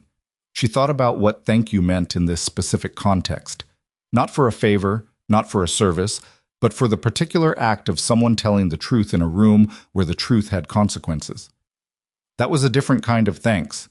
It had weight that the ordinary version didn't. She typed, "You were ready. The record just finally says so."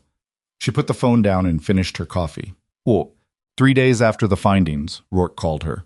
Not through a relay. Not through Kessler's office. Directly, from his personal phone, to the number she'd given him the night in the briefing room when she'd told him to stay and answer Kessler's questions about the Valley Formation. She'd given him that number as a functional necessity. He'd kept it for 3 weeks without using it until now. She answered. He said, "I wanted you to hear this directly." His voice was even. Not stiff. She'd heard his stiff voice, and this wasn't it. This was the voice of someone who had spent 3 weeks doing a particular kind of internal work and was now on the other side of it, which didn't mean the work was finished, but meant they'd covered enough ground to speak from it. "I put in my retirement papers this morning." "I heard the board's recommendation," she said. "The recommendation gave me the option," he said. "I'm not doing it because they recommended it. I'm doing it because—" He stopped. Started again with a kind of careful honesty that the man she'd met on the range 3 weeks ago had not been capable of, or at least had not been willing to practice. "I'm doing it because I've been thinking about the Korengal, about Reese and Cantwell, about all the things I was certain about in that valley that turned out to be wrong. And I've been thinking about the fact that I've been certain the same way, in other places, about other things. And some of those things I was wrong about had people attached to them." She didn't fill the silence. She let him have the full weight of it. "The Bravo assessment," he said. "Yes," she said, "I was wrong about that unit." He said it without qualification, without the softening language that comes when people want credit for admitting something without fully admitting it. Just, "I was wrong." I looked at their training data through what I expected to see, and I documented what I expected rather than what was there. I've been telling myself for 3 years that I made an accurate call with the information I had. A pause. I didn't. I had enough information to know I was making the wrong call, and I made it anyway. She was quiet for a moment. "Why?" The question landed with weight because it was the question that had been sitting under everything else since the IG finding. Not what he'd done, but that was documented. But why? What it had served. Who had benefited from 7 months of a ready unit sitting on the bench. He said, "The detachment commander at the time, Bravo's CO, he and I had a history. A disagreement years before that I had never—" He stopped. "I'm not going to dress it up.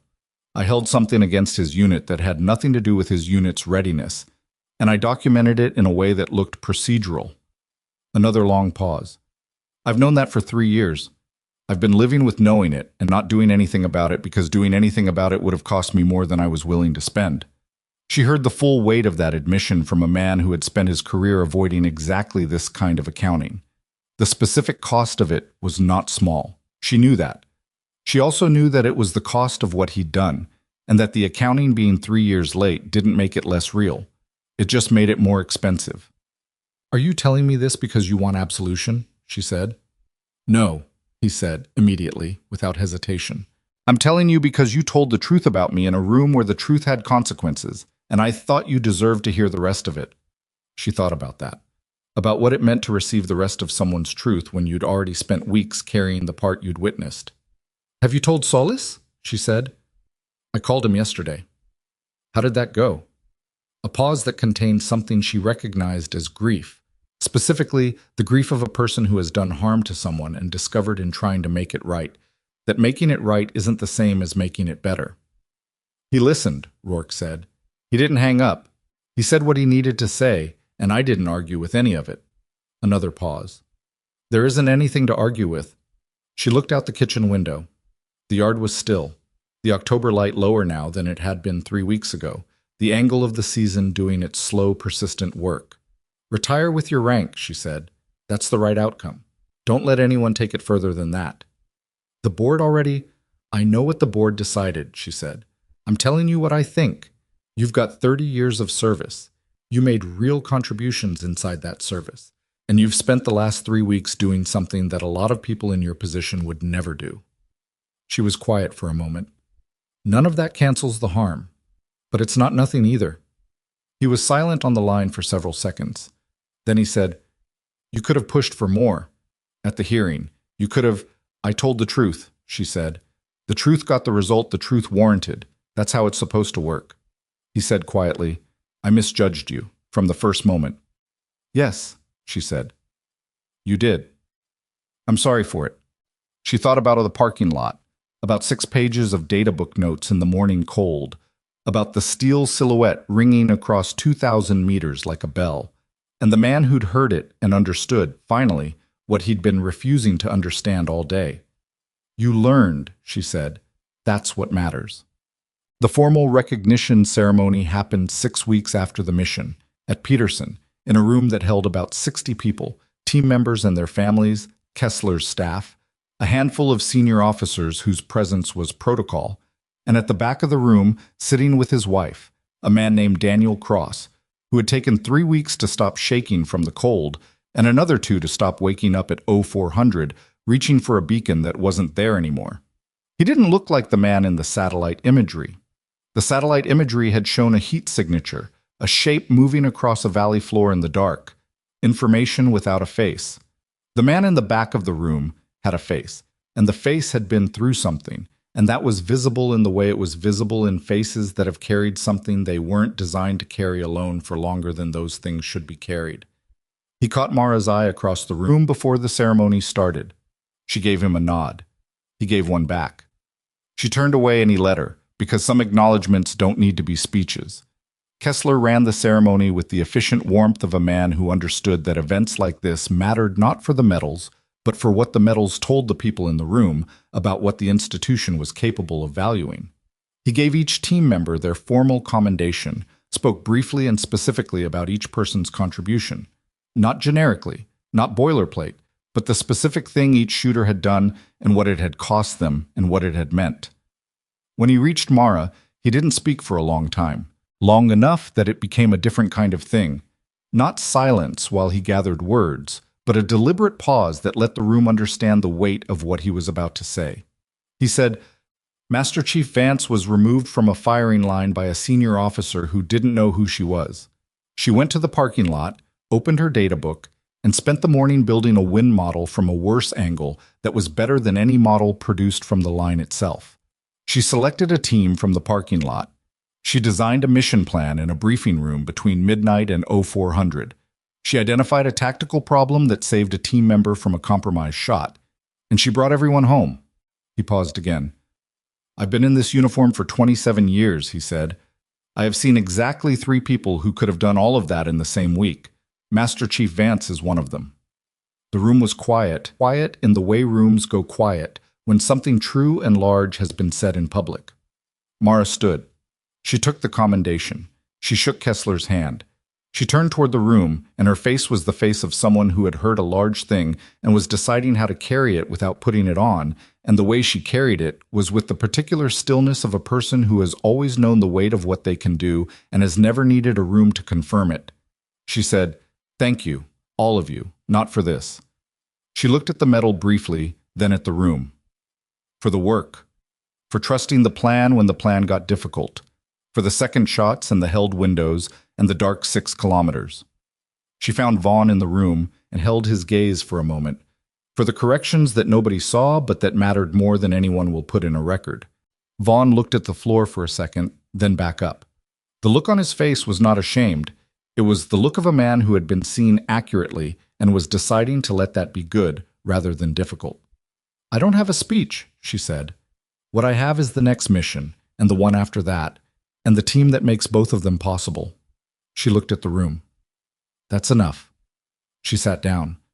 Across the room, Daniel Cross was looking at the ceiling with the particular expression of someone who is very deliberately not crying in a public venue and is making moderate success of it. His wife had her hand on his arm. He put his hand over hers. 2 months after the ceremony, Garrett Solis reapplied for service reinstatement. The corrected readiness record made the reapplication possible. The vacated assessment removed the disqualifying flag from his file that had been blocking re-entry.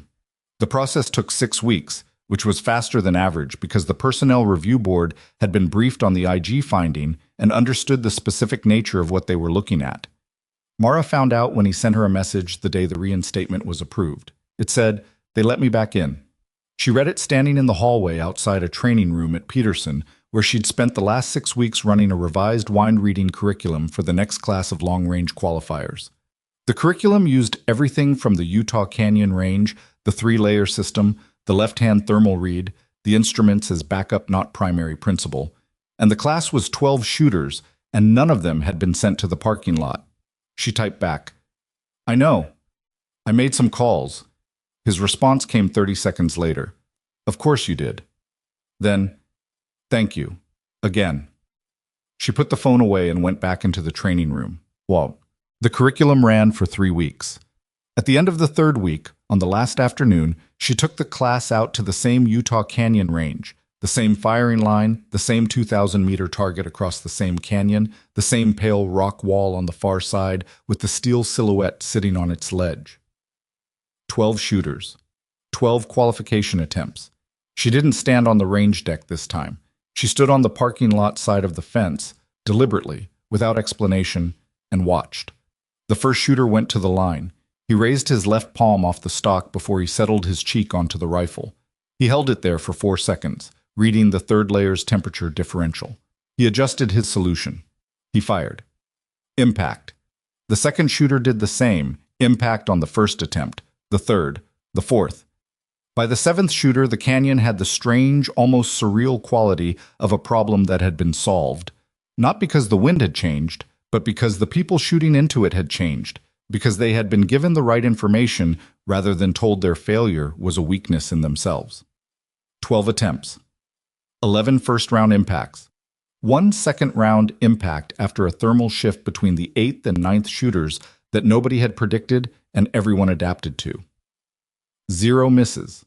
The last shooter to fire was a young ranger specialist, 24, who had arrived at this curriculum 3 weeks ago with the particular chip on his shoulder that comes from being very talented and not yet knowing how to convert talent into wisdom. The version of herself, she'd thought when she first met him, from a long time ago. He'd been the hardest of the 12 to reach, not because he was resistant, but because his instincts were so good that he didn't yet understand why instinct without discipline was a liability. He stepped to the line. She watched from the parking lot. He raised his left palm off the stock, held it for a full 6 seconds, longer than she'd recommended, long enough that the spotter beside him shifted his weight slightly in the way spotters shift when they're not sure what they're waiting for. The specialist ignored it, kept his palm up, kept reading. Then he settled, breathed, fired. Impact. He lowered the rifle and turned, and he looked toward the parking lot. Not to find her specifically, just the instinct of someone turning toward where something began. He found her eyes.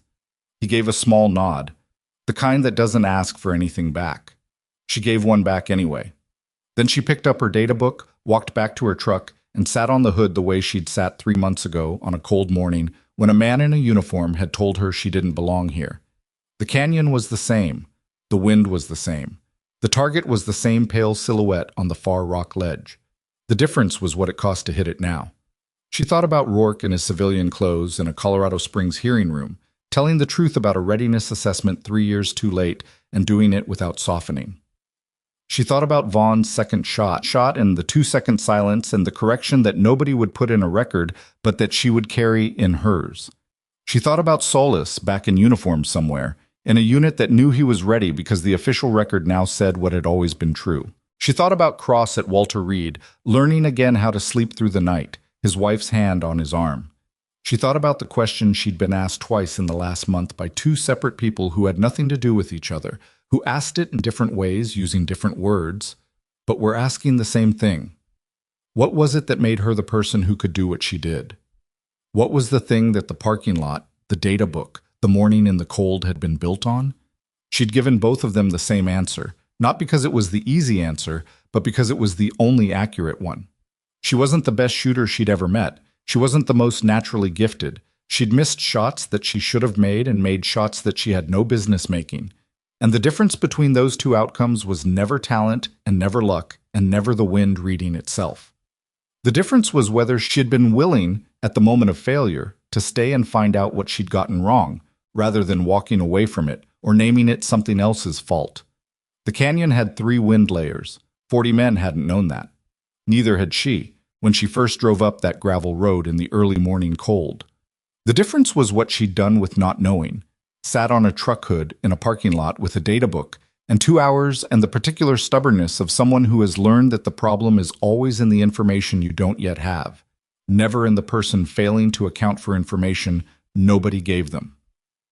She thought about the young ranger specialist's left palm, raised off the stock for 6 seconds while his spotter shifted impatiently beside him. 6 seconds of holding still. 6 seconds of trusting a method over a tool, a read over an instrument, a quiet certainty over the louder voice that said, "Hurry up." The steel silhouette ringing across 2,000 meters. She looked at the canyon. The afternoon light was doing the same thing it always did. The long gold reach of it across the pale rock. The shadows beginning to climb the far wall. The wind moving through the layers in the complex invisible pattern that looked like nothing and was everything. A place that had looked impossible all morning. 12 people, every one of them walking off that range knowing that the wind was readable, the distance was manageable, the problem was solvable. Not because she'd made it easier, but because she'd given them the right language for what they were already capable of feeling if they were willing to be still long enough to feel it. That was the thing she knew how to do. Not the shooting, the teaching.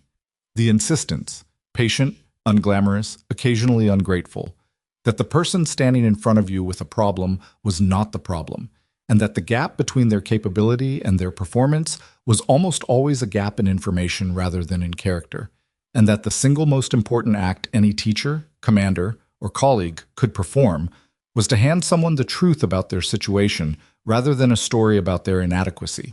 She'd been handed the wrong story her whole career. Handed it on the first day and the last day and most of the days in between, by people who saw what they expected to see and documented what they expected, by people who stood at the edge of a woman's competence and named it something smaller than it was. And the answer to all of it, the cumulative answer, the one she'd been writing in data books for 20 years, was not to fight the story, but to make it irrelevant. To do the work so completely that the story couldn't stand up in the same room as the record. The record now said, Viper 1, Master Chief Vance, longest confirmed engagement in U.S. military history, designer of the wind reading protocol, lead on the cross extraction, 6 targets, 6 team members home. Everyone came home. She sat on the truck hood in the October afternoon and looked at the canyon and the target and the canyon wind moving through its 3 invisible layers. And for a moment she let herself feel the full weight of what that phrase meant.